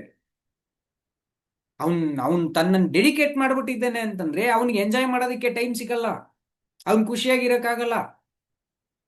ಯಾಕಂದ್ರೆ ಅವನ ಮನಸ್ಸಾಕ್ಷಿ ಅವನ ಏನ್ ಮಾಡ್ಬಿಡುತ್ತೆ ಅಂತಂದ್ಬಿಟ್ರೆ, ಒಳ್ಳೇದು ಕೆಟ್ಟದು, ಒಳ್ಳೇದು ಕೆಟ್ಟದು, ಒಳ್ಳೇದು ಕೆಟ್ಟದು, ನ್ಯಾಯ ಅನ್ಯಾಯಗಳನ್ನ ಅವನಿಗೆ 24 ಗಂಟೆ ತಿಳಿಸ್ತಾನೆ ಇರ್ತದೆ. ನೀನ್ ಮಾಡ್ತಾ ಇರ್ತಕ್ಕಂಥದ್ರಲ್ಲಿ ನೋಡಿ, ಇದು ನ್ಯಾಯ, ಇದು ಅನ್ಯಾಯ, ಇದು ಫೂಲಿಶ್ನೆಸ್, ಇದು ವೈಸ್ ಆಗಿದೆ, ಇದು ರೈಟ್, ಇದು ರಾಂಗು, ಇದು ಮಾಡ್ಬೇಕಿತ್ತು, ಇದು ಮಾಡಬಾರ್ದಾಗಿತ್ತು. ನೋಡು, ಮಾಡಬಾರ್ದಾಗಿದ್ದನ್ನ ಮಾಡಿದ್ಯಾ ತಪ್ಪು, ಯಾವ್ದು ಮಾಡ್ಬೇಕಿತ್ತು ಅದನ್ನ ಮಾಡ್ಲಿಲ್ಲ ನೋಡು, ಅದು ಕೂಡ ತಪ್ಪೇ. ಸೊ ನೀನ್ ಜೀವನ ಟೋಟಲ್ ನೀನ್ ಮಾಡಿದೆಲ್ಲ ತಪ್ಪೇ ಅಂತ ಹೇಳ್ಬಿಟ್ಟು ಹೊಸ ಸೃಷ್ಟಿಗೆ ಪ್ರತಿಯೊಂದರಲ್ಲೂ ತಪ್ಪನ್ನ ತೋರಿಸುತ್ತೆ. ಒಬ್ಬ ಹೊಸ ಸೃಷ್ಟಿ ನೆಮ್ಮದಿಯಾಗಿರೋದಕ್ಕೆ ಸಾಧ್ಯನೇ ಇಲ್ಲ, ಖುಷಿ ಪಡಕ್ಕೆ ಸಾಧ್ಯನೇ ಇಲ್ಲ, ಎಂಜಾಯ್ ಮಾಡೋದಕ್ಕೆ ಸಾಧ್ಯನೇ ಇಲ್ಲ. ಆ ರೀತಿಯಲ್ಲಿ ಇರ್ತದೆ. ಒಬ್ಬ ಕ್ರೈಸ್ತನ ಆಗ್ಬಿಟ್ರೆ, ಒಬ್ಬ ಯೇಸುಕ್ರಿಸ್ತರ ಅನುಯಾಯಿ ಆಗ್ಬಿಟ್ರೆ, ಒಬ್ಬ ಯೇಸುಕ್ರಿಸ್ತರ ಮೊದಲಗಿತ್ತಿ ಆಗ್ಬೇಕು ನಾನಂತ ಬಂದ್ಬಿಟ್ರೆ, ಅವನಿಗೆ ಎಂಜಾಯ್ಮೆಂಟ್ಗೆ ಆಪ್ಷನ್ನೇ ಇಲ್ಲ ರೀ ಸುವಾರ್ಥ ಯುಗದಲ್ಲಿ. ಹಾಗಾದ್ರೆ ಪಾಪ ನಮ್ ಕ್ರೈಸ್ತರುಗಳಿಗೆ ಯಾವ್ದು ಗೊತ್ತಿಲ್ಲದ್ರೆ ಇರೋದ್ರಿಂದ 40 ದಿನ ಒಂದ್ ಸ್ವಲ್ಪ ಫಾಸ್ಟಿಂಗ್ ಮಾಡ್ಬಿಟ್ಟು ಸಾರಿ ಕೇಳ್ಕೊಂಡ್ಬಿಟ್ಟು ಮಿಕ್ಕಿದು 365ರಲ್ಲಿ 40 ಹೋಗ್ಬಿಟ್ರೆ ಇನ್ನು 325 ದಿನಗಳು ಲೆಟ್ ಅಸ್ ಎಂಜಾಯ್ ಅಂತ ಹೇಳ್ಬಿಟ್ಟು ಮಾಡ್ಕೊಂಡು ಹೋಗ್ಬಿಟ್ರೆ, what kind of godliness is this? What kind of devotion is this that can please the almighty father? Almighty father ಈ ತರ ಒಂದು ಭಕ್ತಿಗೆ ಹೆಂಗ್ ಮೆಚ್ಕೊಂಡ್ಬಿಡ್ತಾರೆ? 3 ತಿಂಗಳ ನಾನು ಮಾಲೆ ಹಾಕ್ಬಿಡ್ತೀನಿ, 1 ತಿಂಗಳ ನಾನು ಮಾಲೆ ಹಾಕ್ಬಿಡ್ತೀನಿ, ಬಂದ್ಮೇಲೆ ಬೇಕಂದ್ರೆ ನಾನು ಏನ್ ಬೇಕೋ ಮಾಡ್ಕೊಳ್ತೀನಿ ಅಂತ ಅಂದ್ರೆ, it can not be a pleasing sacrifice or a pleasing aroma to almighty father. So ಹಾಗಾದ್ರೆ ಪ್ರಿಯ ಸಹೋದರ ಸಹೋದರಿಗಳೇ, ಇವತ್ತು ಈ ತರ ಲೋಕ ಮಾಡ್ತಾ ಇದೆ, ನಾವೇನ್ ಮಾಡ್ಬೇಕು ಅವ್ರ ಜೊತೆಯಲ್ಲಿ? So how do you cooperate? ಹೇಗ್ ಮಾಡೋದು? ಅವ್ರನ್ನ ತಪ್ಪು ಅಂತ ಹೇಳೋದ ಅಂತಂದ್ಬಿಟ್ರೆ, ನಾನು ಫಸ್ಟ್ ಕೊಟೇಶನ್ ಅಲ್ಲೇ ನಿಮ್ಗೆ ತೋರಿಸಿದೀನಿ, ಪೌಲ್ ಹೇಳ್ಬಿಟ್ರು ಬ್ಲೇಮ್ ಮಾಡೋ ನೆಸಿಟಿ ಇಲ್ಲ, ಮಾಡೋದು ಮಾಡ್ಕೊಂಡು ಹೋಗ್ಲಿ. ಮತ್ತೆ ಏನ್ ಮಾಡ್ಬೇಕು? ಅವನ ಜೊತೆಯಲ್ಲಿ ನಾನು ಸೇರ್ಕೊಳ್ಬಹುದಾ ಅಂತಂದ್ಬಿಟ್ರೆ, you can join only in the case you are able to convince or enlighten them. ಅವ್ರಿಗೆ ಇದನ್ನ ಹೇಳ್ಕೊಡೋದಕ್ಕೋ, ಅವ್ರ ಹತ್ರ ತಿದ್ದೋದಕ್ಕೋ, ಅವ್ರಿಗೆ ಇದನ್ನ ರಿಯಲೈಸ್ ಮಾಡ್ಕೊಡೋಕೋ, ಅವ್ರಿಗೆ ದೇವ್ರ ಪ್ಲಾನ್ ಅರ್ಥ ಮಾಡಿಸೋದಕ್ಕೋ, ಅಥವಾ ಆ ಒಂದು ಆಚರಣೆಯಲ್ಲಿರ್ತಕ್ಕಂತಹ ಏನ್ರಿ ಎಕ್ಸ್ಟರ್ನಲ್ ಇದನ್ನ ಮಾತ್ರ ಮಾಡ್ಕೊಂಡ್ರೆ ಅದು ಎಷ್ಟು ವೇಸ್ಟ್, ಅದು ಯೂಸ್ಲೆಸ್ ಆಗಿರುತ್ತೆ ಭಕ್ತಿ ಅಂತ ತೋರ್ಸೋದಕ್ಕೋ, ಈ ತರ ಯಾವುದೋ ಒಂದು ಒಳ್ಳೆ ಇಂಟೆನ್ಷನ್ಗೆ ಸೇರ್ಕೊಂಡ್ಬಿಡೋದಾದ್ರೆ, you please go ahead, join on, not for enjoying but helping them to realise their mistake. ಅವರ ಒಂದು ತಪ್ಪು ಅವರಿಗೆ ಮನವರಿಕೆ ಮಾಡಿಕೊಟ್ಟು ಅವರನ್ನ ನಿಜವಾದ ಪಶ್ಚಾತ್ತಾಪ, ನಿಜವಾದ ಮಾನಸಾಂತರ ಕೊಟ್ಟು. ಸರಿ, ಹಂಗಾರೆ ನೀವು ಪ್ರಶ್ನೆ ಬರ್ಬೋದು ಏನಂದ್ರೆ, ಹಾಗಾದ್ರೆ ನಾವು ಯೇಸುಕ್ರಿಸ್ತ ಹಿಂಬಾಲಕರಿಗೆ ಸಂತೋಷ ಪಡೋದು ಇಲ್ವೇ ಇಲ್ವಾ? ನಾವು ಬರೀ ದುಃಖ ಪಡ್ಕೊಂಡೇ ಇದ್ಬಿಡ್ಬೇಕಾ? ಬರೀ ದುಃಖನೇ ನಾವು ಪಡ್ಕೊಂಡು ದುಃಖದಲ್ಲೇ ಪೌಲ್ ಹೇಳ್ಬಿಟ್ಟು ಪ್ರತಿ ಗಳಿಗೆಯಲ್ಲಿ ನಾನು ಸಾಯ್ತಾ ಇದ್ದೀನಿ, ಪ್ರತಿ ದಿನ ನಾನು ಸಾಯ್ತೀನಿ, ಹಿಂಗೆ ಸತ್ತೋಗ್ಬಿಡ್ಬೇಕಾ ನಮ್ದು ಕರ್ಮಕ್ಕೆ ಅಂತ ನನ್ಗೊಂದು ಪ್ರಶ್ನೆ ಕೂಡ ಬರ್ಬೋದು. ಸೊ ಹಿಂಗೆ ಏನಕ್ಕೆ ಸಾಯ್ಬೇಕಾಗ್ತದೆ? What is the benefit out of this fear, this thanatophobia ಅಂತ ನೋಡಿದ್ರೆ, ಇನ್ನೊಂದು ವಚನವನ್ನ ಓದ್ಕೊಳ್ಳೋಣ. ಪೌಲ್ರು ಒಳ್ಳೆ ಕಾರಣವನ್ನ ಕೊಡ್ತಾರೆ ನಾನು ಯಾಕೆ ಈ ತರ ಮಾಡ್ತೀವಿ ಅಂತ. ರೋಮ 8ನೇ ಅಧ್ಯಾಯಕ್ಕೆ ಬರೋಣ್ರಿ ನಾವು. ಬುಕ್ ಆಫ್ ರೋಮನ್ಸ್ ಚಾಪ್ಟರ್ 8 ಅಲ್ಲಿ ಏನ್ ಮಾಡೋಣ, 20ರಿಂದ 18ರಿಂದ ಏನ್ ಮಾಡೋಣ, 24ಕ್ಕೆ ಎಂಡ್ ಮಾಡ್ಕೊಳ್ಳೋಣ. 18ರಿಂದ 24 ಅಂದ್ರೆ 6 ವಚನಗಳನ್ನ ಇವತ್ತು ನಾವು ಕನ್ಕ್ಲೂಷನ್ ಮಾಡೋಣ ಇವತ್ತಿನ ಮೆಡಿಟೇಷನ್. So first 18, 19 ಓದ್ಬಿಡನ್ರಿ. ನಮಗೋಸ್ಕರ ಮುಂದಿನ ಕಾಲದಲ್ಲಿ ಪ್ರತ್ಯಕ್ಷವಾಗುವ ಮಹಿಮ ಪದವಿಯನ್ನು ಆಲೋಚಿಸಿ ಈಗಿನ ಕಾಲದ ಕಷ್ಟಗಳು ಅಲ್ಪವೇ ಸರಿ ಎಂದು ಎಣಿಸುತ್ತೇನೆ. ದೇವಪುತ್ರರ ಮಹಿಮೆಯು ಯಾವಾಗ ಪ್ರತ್ಯಕ್ಷವಾದೀತೆಂದು ಜಗತ್ತು ಬಹು ಲವಲವಿಕೆಯಿಂದ ಎದುರು ನೋಡುತ್ತಿರುವುದು. ನೋಡ್ರಿ, ಇದು ಕಾರಣ. ಜಗತ್ತು ಎದುರು ನೋಡ್ತಾ ಇದೆ ಕಣ್ರಯ್ಯ. ನಮಗೋಸ್ಕರ ಮುಂದಿನ ಕಾಲದಲ್ಲಿ ಈಗ ಎಂಜಾಯ್ಮೆಂಟ್ ಅಂತಂದ ನೀನು ಕಾರ್ನಿವಲ್ ಅಂತ ಒಂದು ದಿನ ಇಟ್ಕೊಂಡು ಅದಕ್ಕೆ ಹಿಂದಿನ ದಿನ ಚೆನ್ನಾಗಿ ತಿಂದು ಮಜಾ ಮಾಡಿ 24 hour ಹ್ಯಾಪಿನೆಸ್ ಹೋಗ್ಬೇಡ ನೀನು. You focus on the happiness that God has secured for you, reserved for you for the eternity. ಶಾಶ್ವತವಾದ ಸಂತೋಷವನ್ನ ತನ್ನ ಮುಂದೆ ಇಟ್ಟಿರ್ತಕ್ಕಂಥದ್ದನ್ನ ನೋಡಿ ಅದಕ್ಕೋಸ್ಕರವಾಗಿ ನೀನೇನ್ ಮಾಡು ಅಂತಂದ್ರೆ ಈ ತಾತ್ಕಾಲಿಕವಾದ ಸಂತೋಷವನ್ನ ಸ್ಯಾಕ್ರಿಫೈಸ್ ಮಾಡು. ನಿನ್ನ ಆ ಸ್ಯಾಕ್ರಿಫೈಸ್ ಮಾಡಿ ನಿನ್ನ ಅಳುವ, ನಿನ್ ಕಣ್ಣೀರು, ನಿನ್ ನೋವು, ನಿನ್ ದುಃಖ, ನಿನ್ ಬೇಜಾರು, ಡೆಫಿನೆಟ್ಲಿ ಕ್ರಿಸ್ಟಿಯನ್ಸ್, ಜೆನ್ಯೂನ್ ಕ್ರಿಸ್ಟಿಯನ್ಸ್, ಒಂದು ಟ್ರೂ ಕ್ರಿಸ್ಟಿಯನ್, ಟ್ರೂ ಡಿಸೈಪಲ್ ಆಗಿರ್ತಕ್ಕಂಥವನಿಗೆ ತನ್ನ ಜೀವನ ಹೆಂಗಾಗ್ಬಿಡತ್ತ ನರ್ಕ ತರ ಇರುತ್ತೆ. ಯಾವ ಸೆನ್ಸ್ ಅಲ್ಲಿ ಅಂದ್ಬಿಟ್ರೆ, ಲೋಕ ಅವ್ರನ್ನ ದ್ವೇಷ ಮಾಡತ್ತೆ, ಫ್ಯಾಮಿಲಿ ಅವ್ರನ್ನ ದ್ವೇಷ ಮಾಡತ್ತೆ, ರಿಲೇಟಿವ್ಸ್ ದ್ವೇಷ ಮಾಡ್ತಾರೆ, ಓನ್ ಸಿಬ್ಲಿಂಗ್ಸ್ ದ್ವೇಷ ಮಾಡ್ತಾರೆ, ಅಣ್ಣ ತಮ್ಮಂದ್ರು, ಕೊನೆಗೆ ಗಂಡ ಹೆಂಡತಿ ದ್ವೇಷ ಮಾಡ್ಬೇಕಾಗ್ತದೆ. ಇವ್ರು ಮಾಡೋದಲ್ಲ, ಅವರೇ ಇವ್ರನ್ನ ಮಾಡ್ಬಿಡ್ತಾರೆ. ಇವ್ರು ಮಾಡೋ ನೆಸಿಟಿ ಇಲ್ಲ, ಇವ್ರು ಯಾರನ್ನು ದ್ವೇಷ ಮಾಡೋ ಅಂತದ್ದು ಯೇಸು ಕ್ರಿಸ್ತರು ಹೇಳ್ಕೊಟ್ಟಿಲ್ಲ. ಅವರೇ ಇವ್ರನ್ನ ಮಾಡ್ತಾ ಇರ್ತಾರೆ. ಅಯ್ಯೋ ನಾನು ಪ್ರೀತಿ ಮಾಡಿದ್ರು ಇವ್ರೇನ್ರಯ್ಯ ನನ್ನನ್ನೇ ದ್ವೇಷ ಮಾಡ್ತಾರಲ್ಲ, ಇವ್ರಿಗೆ ಏನ್ ಹೇಳಕ್ಕಾಗುತ್ತೆ, ನಾನು ಕನ್ವಿನ್ಸ್ ಮಾಡಕ್ಕೆ ಆಗ್ತಿಲ್ಲ. ಅವ್ರಿಗೆ ನಾನು ಒಳ್ಳೇದೇ ಹೇಳಕ್ ಹೋದ್ರು ತಪ್ಪಾಗಿ ಅರ್ಥ ಮಾಡ್ಕೊಂಡು ನನ್ನ ದ್ವೇಷ ಮಾಡ್ತಾರ ಇಲ್ಲೋ, ಇವ್ರು ಹಿಂಗಪ್ಪ ಬದುಕದು ಇವ್ರ ಜೊತೆ ಅಂತೇಳಿ ನಮ್ಗೆ ಒಳಗಡೆ ಕ್ಲಾಶಸ್ ಶುರುವಾಗ್ಬಿಡುತ್ತೆ, ಕನ್ಫ್ಯೂಷನ್ ಶುರುವಾಗತ್ತೆ. ನಾನ್ ಮಾಡೋದು ಸರಿನಾ, ಇವ್ರು ಮಾಡ್ತಿರೋದು ಸರಿನಾ, ಯಾವ್ದು ಸರಿಯಾಗಿದೆ? ಒಂದ್ ವೇಳೆ ನಾನೇ ತಪ್ಪು ಮಾಡ್ಬಿಡ್ತಾ ಇದ್ದೀನೇನೋ, ಅವ್ರು ಹೇಳಿದಕ್ಕೆಲ್ಲ ಜೈ ಅಂತ ಅನ್ಕೊಂಡ್ಬಿಟ್ಟು ಅವ್ರ ಜೊತೆಯಲ್ಲಿ ನಾನು ಹೆಜ್ಜೆ ಹಾಕೋದು ಬಿಟ್ಬಿಟ್ಟು ನಾನು ಯಾಕೆ ಸುಮ್ಮನೆ ಇಷ್ಟೊಂದು ತಲೆ ಕೆಡ್ಸ್ಕೊಂತಾ ಇದ್ದೀನಿ ಅಂತ ಸಮ್ಟೈಮ್ಸ್ ಇವ್ರಿಗೂ ಕನ್ಫ್ಯೂಸ್ ಆಗ್ತದೆ, ಜೆನ್ಯೂನ್ ಡಿಸೈಪಲ್ಗೂ ಕನ್ಫ್ಯೂಸ್ ಆಗ್ತಾರೆ. ಸೊ ಕನ್ಫ್ಯೂಸ್ ಆದಾಗ ಅಗೇನ್ ಸ್ಕ್ರಿಪ್ಚರ್ಸ್ ಬರ್ಬೇಕು. ಬಂದಾಗ ನೋಡು, ಈಗಿನ ಕಾಲದ ಕಷ್ಟಗಳನ್ನ ನಿನಗೆ ಬರ್ತಾ ಇರಕ್ಕಂತ ಹಿಂಸೆ, ಆ ಥನಟೋಫೋಬಿಯಾ, ಮೆಂಟಲ್ ಟಾರ್ಮೆಂಟ್, ECT ಅಂತ ಹೇಳ್ತೀವಿ, ಇಟರ್ನಲ್ ಕಾನ್ಶಿಯಸ್ ಟಾರ್ಮೆಂಟ್ ಅಂತ ಹೇಳ್ತೀವಿ. ECT ಅಂದ್ರೆ eternal conscious torment. It is not eternal, it is A temporary, but the torment is a conscious. Torment is conscious, ಯಾತನೆ ನಿರಂತರ. 40 ವರ್ಷನ, 20 ವರ್ಷನ, 30 ವರ್ಷನ, ಎಷ್ಟು ದಿನ ಬದುಕ್ತೀಯೋ ಅಷ್ಟು ದಿನಾನು ನಾನ್ ಸ್ಟಾಪ್ ಟಾರ್ಮೆಂಟ್ ಇರತ್ತೆ. And it will be a conscious, ಪ್ರಜ್ಞೆಯಿಂದ ಇರುತ್ತೆ. ಬೇರೆ ಜನಗಳಿಗೆ ಆಗ್ಬಿಟ್ರೆ ಒಂದ್ ಕಡೆ ಬೇಜಾರನು ಇದ್ರೆ ಇನ್ನೊಂದ್ ಕಡೆ ಬೇಜಾರು ಇರದೆ ಬಿಡಾತ ಅಂತ ಮರ್ತು ಬಿಟ್ಟು ಎಂಜಾಯ್ ಮಾಡ್ಕೊಂಡಿರ್ತಾರೆ. ನಮ್ಗೆ ಮರೆಯೋಕ್ಕೂ ಆಗಲ್ಲ. ನಮ್ಮನ್ನ ಯಾರು ದ್ವೇಷ ಮಾಡ್ತಾರೋ, ನಮ್ಮನ್ನ ಯಾರು ನಮ್ಮಿಂದ ದೂರ ಹೋಗ್ಬೇಕಂತ ಇಷ್ಟಪಡ್ತಾರೋ, ನಮ್ಮನ್ನ ಅಪಾರ್ಥ ಮಾಡ್ಕೊಳ್ತಾರೋ ಅವ್ರನ್ನ ನಾವು ದ್ವೇಷ ಮಾಡಕ್ಕೂ ಆಗಲ್ಲ, ಪ್ರೀತಿ ಮಾಡಕ್ಕೂ ಆಗಲ್ಲ, ಮರೆಯೋದಕ್ಕೂ ಆಗಲ್ಲ, ಅವ್ರ ಜೊತೆ ಜಾಯ್ನ್ ಆಗೋದಕ್ಕೂ ಆಗಲ್ಲ. ಕರ್ಮ ತರ ಇರುತ್ತೆ, ಕರ್ಮ ತರ. ಯಾಕಂದ್ರೆ ಅವ್ರ ಜೊತೆ ಜಾಯ್ನ್ ಆದ್ರೆ ಕಪಟವಾಗೇ ಇರ್ಬೇಕಾಗತ್ತೆ, ಜೆನ್ಯೂನ್ ಆಗಿರಕ್ಕಾಗಲ್ಲ. ಪ್ರಿಟೆಂಡ್ ಮಾಡ್ಕೊಬೇಕು. ಕಪಟ ಅಂತಂದ್ರೆ ಅವ್ರನ್ನೇನೋ ಯಮರ್ಸ್ಬಿಡಕ್ಕಲ್ಲ, ನಾವು ನಗ್ನಗ್ತಾ ಪ್ರಿಟೆಂಡ್ ಮಾಡ್ಬೇಕಾಗ್ತದೆ. ಕೋಪ ಇಲ್ಲ ನಿಮ್ ಮೇಲೆ ಅನ್ನೋ ರೀತಿಯಲ್ಲಿ ಅವನು ಸ್ಮೈಲ್ ಕೊಡ್ಬೇಕಾಗ್ತದೆ, ಬಟ್ ಒಳಗಡೆ ಸ್ಮೈಲ್ ಕೊಡಕ್ಕಾಗಲ್ಲ. Because we are not bound together in a fellowship, in a honest relationship. ಒಂದು ಪ್ರಾಮಾಣಿಕವಾದ ಸಂಬಂಧದಲ್ಲಿ ಅವ್ರ ಜೊತೆ ಜಾಯ್ನ್ ಆಗಕ್ಕಾಗಲ್ಲ, ಸುಮ್ಮನೆ ಸ್ಮೈಲ್ ಮಾಡ್ಬೇಕಾಗತ್ತೆ. ಆ ತರ ಇರೋದು ಕಷ್ಟ. ಅಥವಾ ಕಂಪ್ಲೀಟ್ ಆಗಿ ಜಾಯ್ನ್ ಆಗ್ಬಿಡೋಣ ಅಂತಂದ್ರೆ ಅವ್ರು ಮಾಡೋದು ತಪ್ಪುಗಳು, ಅವಾಗ ದೇವ್ರ ಹತ್ರ ಪ್ರಿಟೆಂಡ್ ಮಾಡ್ಬೇಕಾಗುತ್ತಲ್ಲ ಅಂತಂದ್ರೆ ಅದೂ ಕಷ್ಟ. ಹೆಂಗಾಗ್ಬಿಡುತ್ತಂದ್ರೆ ಒಬ್ಬ ನಿಜವಾದ ಡಿಸೈಪಲ್ಗೆ ಇದು ಏನ್ರಿ ಇಟರ್ನಲ್ ಕಾನ್ಶಿಯಸ್ ಟಾರ್ಮೆಂಟ್ ಅಂದಂಗೆ ಟೆಂಪೋರಲ್ ಕಾನ್ಶಿಯಸ್. ಇಟರ್ನಲ್ ಅಂದ್ರೆ ಈ ಲೈಫ್ ಇರೋ ತನಕ ಇದು ಇಟರ್ನಲ್ಲೇನೆ. ಅರ್ಥ್ಲಿ ಲೈಫ್ ಎಷ್ಟು ದಿನ ಇರುತ್ತೋ ಅಷ್ಟು ದಿನನೂ ಟಾರ್ಮೆಂಟೆ. ಯಾಕೆ? ಏನು ಈ ಕಷ್ಟಗಳಿಂದ ಅಂದ್ಬಿಟ್ರೆ, ಮುಂದಿನ ಕಾಲದಲ್ಲಿ ಪ್ರತ್ಯಕ್ಷವಾಗುವ ಮಹಿಮೇನ ನೋಡ್ಬಿಟ್ರೆ ಇವುಗಳು ಅಲ್ಪವೇ ಸರಿ. ಸೊ ಈ ಕಷ್ಟ ನೀನ್ ಏನಕ್ಕಪ್ಪ ಪಡ್ಬೇಕಂದ್ರೆ 19ರಲ್ಲಿ ಹೇಳ್ತಾರೆ, ನೀನ್ ಈ ರೀತಿ ಕಷ್ಟಪಟ್ಟು ದೇವಪುತ್ರನಾಗಿ ಬಂದ್ಬಿಡ್ತೀಯ ಅಂತೇಳಿ ಜಗತ್ತೆಲ್ಲ ನಿನ್ನನ್ನ ಕಾಯ್ತಾ ಇದೆ. ನೀನ್ ಹಬ್ಬ ಮಾಡ್ಕೊಂಡ್ಬಿಟ್ಟು ಎಣ್ಣೆ ಹೊಡ್ಕೊಂಡ್ಬಿಟ್ಟು ಬೀದಿಯಲ್ಲಿ ಹೋಗಿ ಬಟ್ಟೆ ಬಿಚ್ಚಾಕ್ಬಿಟ್ಟು ಕುಣಿತಾ ಇದೀಯ. ಬ್ರೆಜಿಲ್, ಅರ್ಜೆಂಟೀನಾ ಅನ್ನಂತ ಲ್ಯಾಟಿನ್ ಅಮೆರಿಕಗಳಲ್ಲಿ ನೀನ್ ಕುಣಿತಾ ಇದೀಯ ಭಕ್ತ. ಬಟ್ ನಿನ್ನಂತವನಿಗೋಸ್ಕರವಾಗಿನ ಈ ಇಡೀ ಜಗತ್ತು ಎದುರು ನೋಡ್ತಾ ಇರ್ತಕ್ಕಂಥದ್ದು ಲವಲವಿಕೆಯಿಂದ ಅಂತ ಹೇಳ್ತಾರೆ, ವಿತ್ ಈಗರ್ ಎಕ್ಸ್ಪೆಕ್ಟೇಷನ್ ಬಂದ್ಬಿಟ್ರೆ ಯಾವಾಗ ಬರ್ತಾರೆ ಇವ್ರು ದೇವ್ರ ಮಕ್ಕಳು. ಎಲೆಕ್ಷನ್ ನಡೆದಿದ್ ಕೂಡ್ಲೇನೆ MP ಆಗಿ member of parliament, member of MLA, legislative ಅಸೆಂಬ್ಲಿಯಲ್ಲಿ ಯಾವಾಗಪ್ಪ ಇವ್ರು ಬರ್ತಾರೆ ಮಿನಿಸ್ಟರ್ಸ್ಗಳಾಗಿ? ಸೊ ಇವ್ರು ಮಿನಿಸ್ಟರ್ಸ್ಗಳಾಗಿ ಬಂದ್ಬಿಟ್ರೆ, ಇವರು ಒಂದು MLA ಗಳಾಗಿ ಬಂದ್ಬಿಟ್ರೆ ಯಾವಾಗ ಜನಗಳ ಕಷ್ಟ ತೀರಿಸ್ತಾರೆ, ಯಾವಾಗ ಸರ್ಕಾರ ರಚನೆ ಮಾಡ್ತಾರೆ, ಸಂಪುಟ ಯಾವಾಗ ರಚನೆ ಆಗ್ತದೆ, ಕಷ್ಟಗಳಿಗೆ ಯಾವಾಗ ಸ್ಪಂದಿಸ್ತಾರೆ ಅಂತ ಹೇಳ್ಬಿಟ್ಟು ಇಡೀ ದೇಶ ಓಟ್ ಹಾಕ್ಬಿಟ್ಟಿರ್ತಾರೆ. ಬಟ್ ಸಂಪುಟ ಸಚಿವರ ರಚನೆ ಆಗೋ ತನಕ ವೇಟಿಂಗ್ ಅಲ್ಲಿ ಇರಬೇಕಾಗ್ತದೆ. ಎಷ್ಟು ಎಕ್ಸ್ಪೆಕ್ಟೇಷನ್ ಇರುತ್ತೆ ಅಂತ ಅಂದ್ಬಿಟ್ರೆ, ಎಲೆಕ್ಷನ್ ಆಗಿದ್ರೆ ಪಕ್ಷ ವಿನ್ ಆಗಿದೆ, ಬಟ್ ಇನ್ನೂ ಪ್ರಮಾಣ ವಚನಗಳ ಸ್ವೀಕಾರ ಮಾಡಲಿಲ್ಲ. ಅದು eager expectation that particular period. Election ಆಗಿದೆ, ವಿನ್ ಆಗಿದೆ, ಕ್ರಿಸ್ಟಿಯನ್ಸ್ಗೆ ದೇವರು ಕೊಡೋದಕ್ಕೆ ರೆಡಿ ಇದ್ದಾರೆ. ಪರಲೋಕದ ದೂತರಿಗೆ ಮುಂದಿನ ಸಾಮ್ರಾಜ್ಯವನ್ನು ವಾಗ್ದಾನ ಮಾಡಿಲ್ಲ, ಲೋಕದ ಬುದ್ಧಿವಂತರಿಗೆ ವಾಗ್ದಾನ ಮಾಡಿಲ್ಲ, ಪುರಾತನ ಕಾಲದ ಭಕ್ತರಿಗೆ ವಾಗ್ದಾನ ಮಾಡಲಿಲ್ಲ. ಲೆಕ್ಕ ಕೊಡ್ರಿ. ಅಬ್ರಾಹ್ಮನ್ ಕಾಲದವ್ರಿಗೆ ವಾಗ್ದಾನ ಮಾಡಲಿಲ್ಲ, ಇಸ್ರಾಯೇಲ್ ಭಕ್ತರಿಗೆ, ಪ್ರವಾದಿಗಳಿಗೆ, ಜಡ್ಜಸ್ಗಳಿಗೆ ವಾಗ್ದಾನ ಮಾಡದೇ ಇರ್ತಕ್ಕಂಥ ಮುಂದೆ ಬರ್ತಕ್ಕಂಥ ಆ ಸಾಮ್ರಾಜ್ಯ, ದೇವರ ರಾಜ್ಯವನ್ನು ಇವ್ರು ಯಾರಿಗೂ ಮಾಡಲಿಲ್ಲ. ಲೋಕದಲ್ಲಿ ದೊಡ್ಡ ದೊಡ್ಡ ಸೈಂಟಿಸ್ಟ್ಗಳಿದ್ದಾರೆ, ಪಂಡಿತರುಗಳಿದ್ದಾರೆ, ಅವ್ರಿಗೆ ಮಾಡಲಿಲ್ಲ. ನೀತಿವಂತರಿದ್ದಾರೆ ಪಾಪ, ಕೃತ್ಯಗಳಲ್ಲಿ ನೀತಿವಂತರಿದ್ದಾರೆ, ಅವ್ರಿಗೆ ಮಾಡಲಿಲ್ಲ.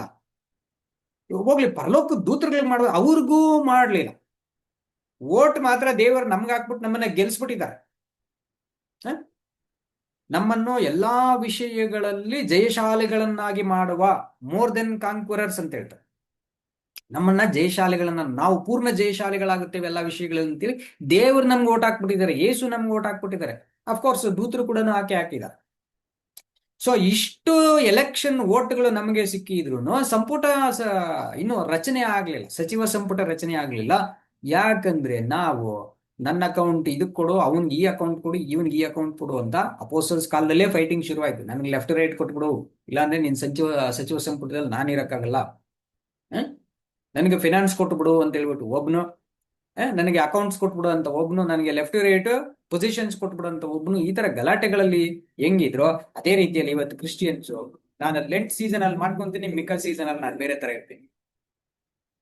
ನಾನು ಶ್ರೂ ಟೈಡ್ ಅಲ್ಲಿ ಮಾಡ್ತೀನಿ, ಅದಕ್ಕೆ ಮುಂಚೆ ಸ್ವಲ್ಪ ಮಾಂಸ ತಿಂದ್ಬಿಟ್ಟು ಬರ್ತೀನಿ, ಸ್ವಲ್ಪ ಎಣ್ಣೆ ಹೊಡ್ಕೊಂಡು ಬರ್ತೀನಿ ನಾನು. ಈ ತರ ಬಡ್ಕೊಂತ ಇದ್ದೀರಾ ನೀವು. ಬಟ್ ಜಗತ್ತು ಎಕ್ಸ್ಪೆಕ್ಟೇಷನ್ ಹೆಂಗಿದೆ ಅಂದ್ರೆ, ಈಗರ್ ಎಕ್ಸ್ಪೆಕ್ಟೇಷನ್ ಎದುರು ನೋಡ್ತಾ ಇದೆ. ಇದು ಮಾತ್ರ ಅಲ್ಲ, ದೂತರು ಎದುರು ನೋಡ್ತಾ ಇದ್ದಾರೆ ಜಗತ್ತನ್ನಂಥದ್ದು. ಬರೀ not the visible world, visible planetary systems, ಇದು ಮಾತ್ರ ಅಲ್ಲ, even the angels are expecting. ದೂತರುಗಳು ಕಾಯ್ತಾ ಇದ್ದಾರೆ. ನಾವು why God permits evil lesson ಅಲ್ಲಿ ನೋಡಿದ್ವಿ. ಈ ಭೂಲೋಕದಲ್ಲಿ ಕೆಟ್ಟತನಕ್ಕೆ ಅವಕಾಶವನ್ನು ಕೊಟ್ಟು ಈ ಕೆಟ್ಟತನದಿಂದ ಕಲಿತಾ ಇರತಕ್ಕಂಥ ಪಾಠವನ್ನು ನೋಡಕ್ಕೆ ಪರಲೋಕದ ದೂತರು ಲಕ್ಷ್ಯವಿಟ್ಟು ನೋಡುತ್ತಿದ್ದಾರೆ ಅಂತ ಓದಿದ್ರು ಪೇತ್ರ 1:12. ಲಕ್ಷ್ಯವಿಟ್ಟು ನೋಡೋದು ಮಾತ್ರ ಅಲ್ಲದೆ ಇಬ್ರಿಯ 1:14 ನಾವು ನೋಡಿದೀವಿ ಏನಂತ, ಅವರು ಸಭೆಯ ಸೇವೆ ಮಾಡುವ ಊಳಿಗದ ಆತ್ಮಗಳಲ್ಲವೇ ಅಂತ ಹೇಳ್ತಾರೆ. Are not they the spirits of service, ministering spirits ಅಂತ ಹೇಳ್ತಾರೆ.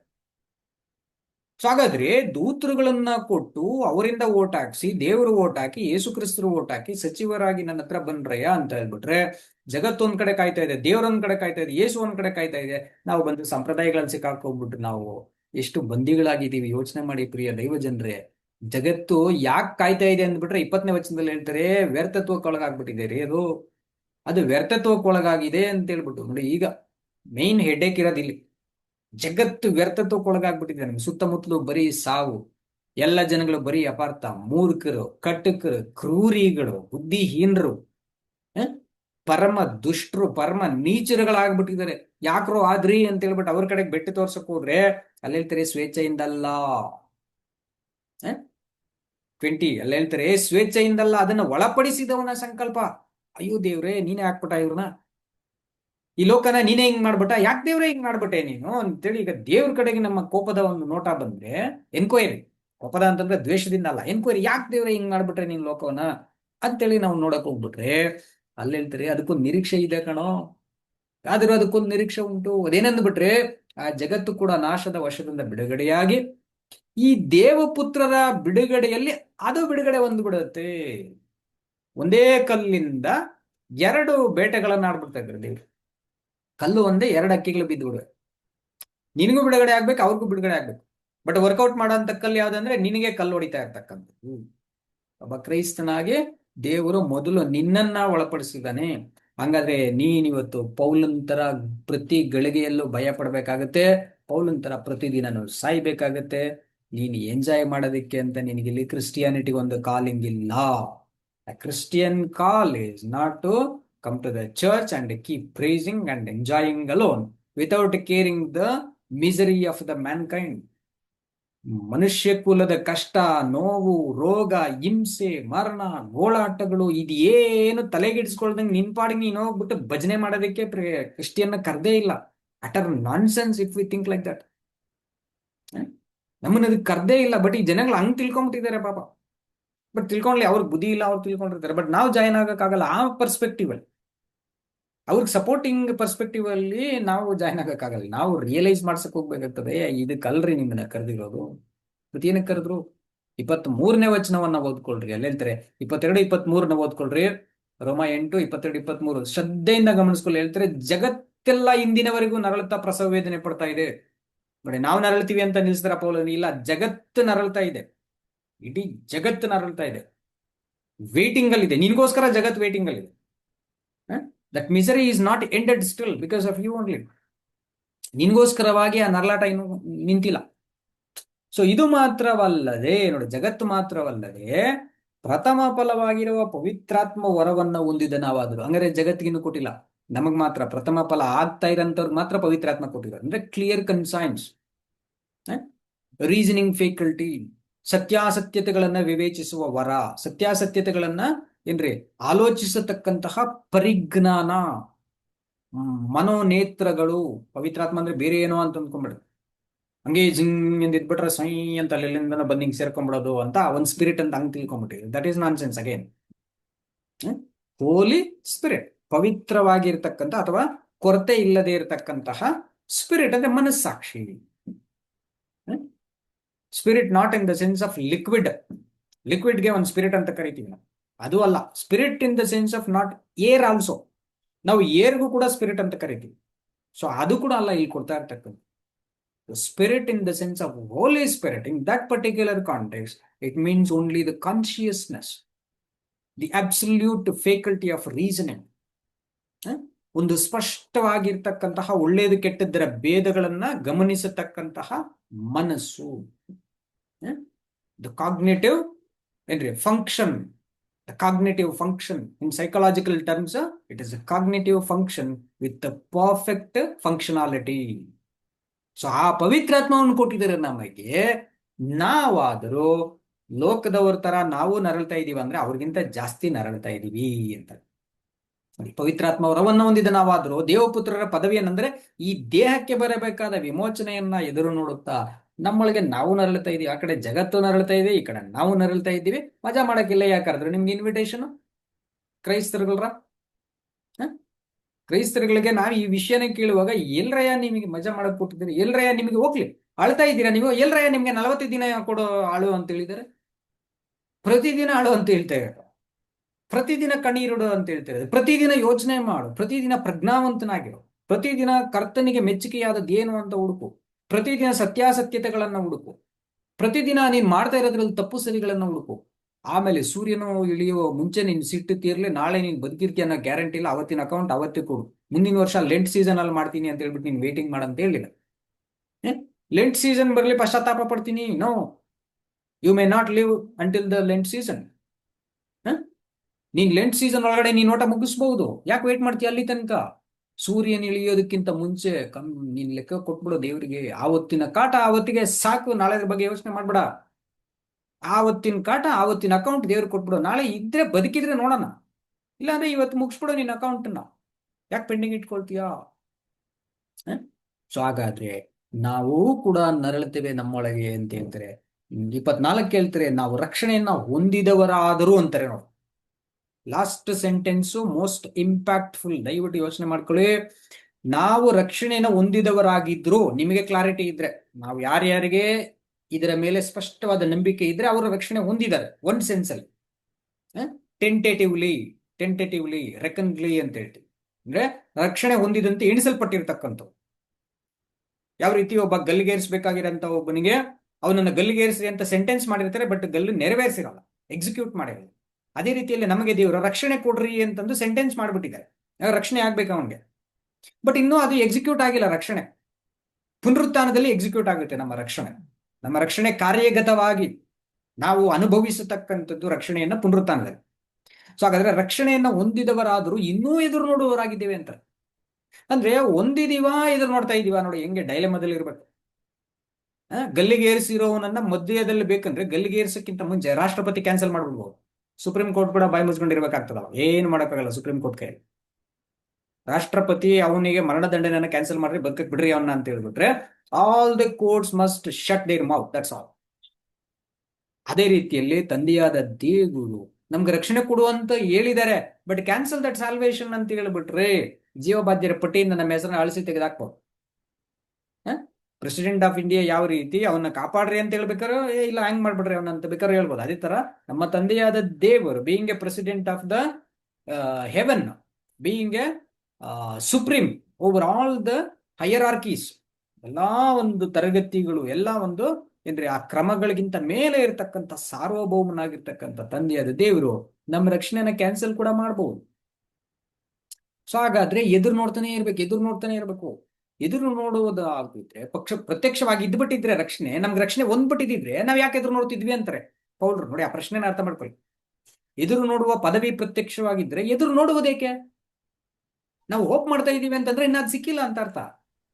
ಆದರೆ ಕಾಣದಿರುವುದನ್ನು ನಾವು ಎದುರು ನೋಡುವವರಾಗಿದ್ದರೆ ತಾಳ್ಮೆಯಿಂದ ಕಾದುಕೊಂಡಿರ್ತೀವಿ. ರಕ್ಷಣೆ ಹೊಂದಿದೀವಿ, ಬಟ್ ಇನ್ನ ಅದು ನಮ್ಗೆ ಕಂಡಿಲ್ಲ, ನಾವು ಅನುಭವಿಸಿಲ್ಲ. ಅದರಿಂದ ಒಂದೇ ಹೊಂದ್ತೀವಿ ಅನ್ನೋ ಕ್ಲಾರಿಟಿ ಇದ್ಬಿಟ್ರೆ ನಾವು ತಾಳ್ಮೆಯಿಂದ ಎದುರು ನೋಡ್ಕೊಂಡು ಪ್ರತಿದಿನ ನಾವು ಭಯದಿಂದ ನಡುಗುತ್ತಾ ಮನೋಭೀತಿಯಿಂದ ನಮ್ಮ ರಕ್ಷಣೆಗಳನ್ನ ಸಾಧಿಸ್ಕೊಳ್ಬೇಕಾಗಿರ್ತದೆ. ಅದಕ್ಕೆ ನೀವು 40 ದಿನನೂ ಯೂಸ್ ಮಾಡ್ಕೊಳ್ಳಿ, ಜನವರಿಯಿಂದನೂ ಯೂಸ್ ಮಾಡ್ಕೊಳ್ಳಿ, ಡಿಸೆಂಬರ್ ಇಂದನೂ ಯೂಸ್ ಮಾಡ್ಕೊಳ್ಳಿ, ಅದಕ್ಕೆ ಪ್ರೀವಿಯಸ್ ಲಿಟಲ್ ಲೆಂಟ್ ಅಲ್ಲಿಂದನೂ ಯೂಸ್ ಮಾಡ್ಕೊಳ್ಳಿ. ಅದ್ರ ಮಧ್ಯದಲ್ಲಿ ಕ್ರಿಸ್ಟಿಯಾನಿಟಿ ಪಾಪ ಒಂದು 6 ತಿಂಗಳು ಗ್ಯಾಪ್ ತಗೊಳುತ್ತೆ, ಅದನ್ನು ನಾವು ಯೂಸ್ ಮಾಡ್ಕೊಳ್ಳೋಣ.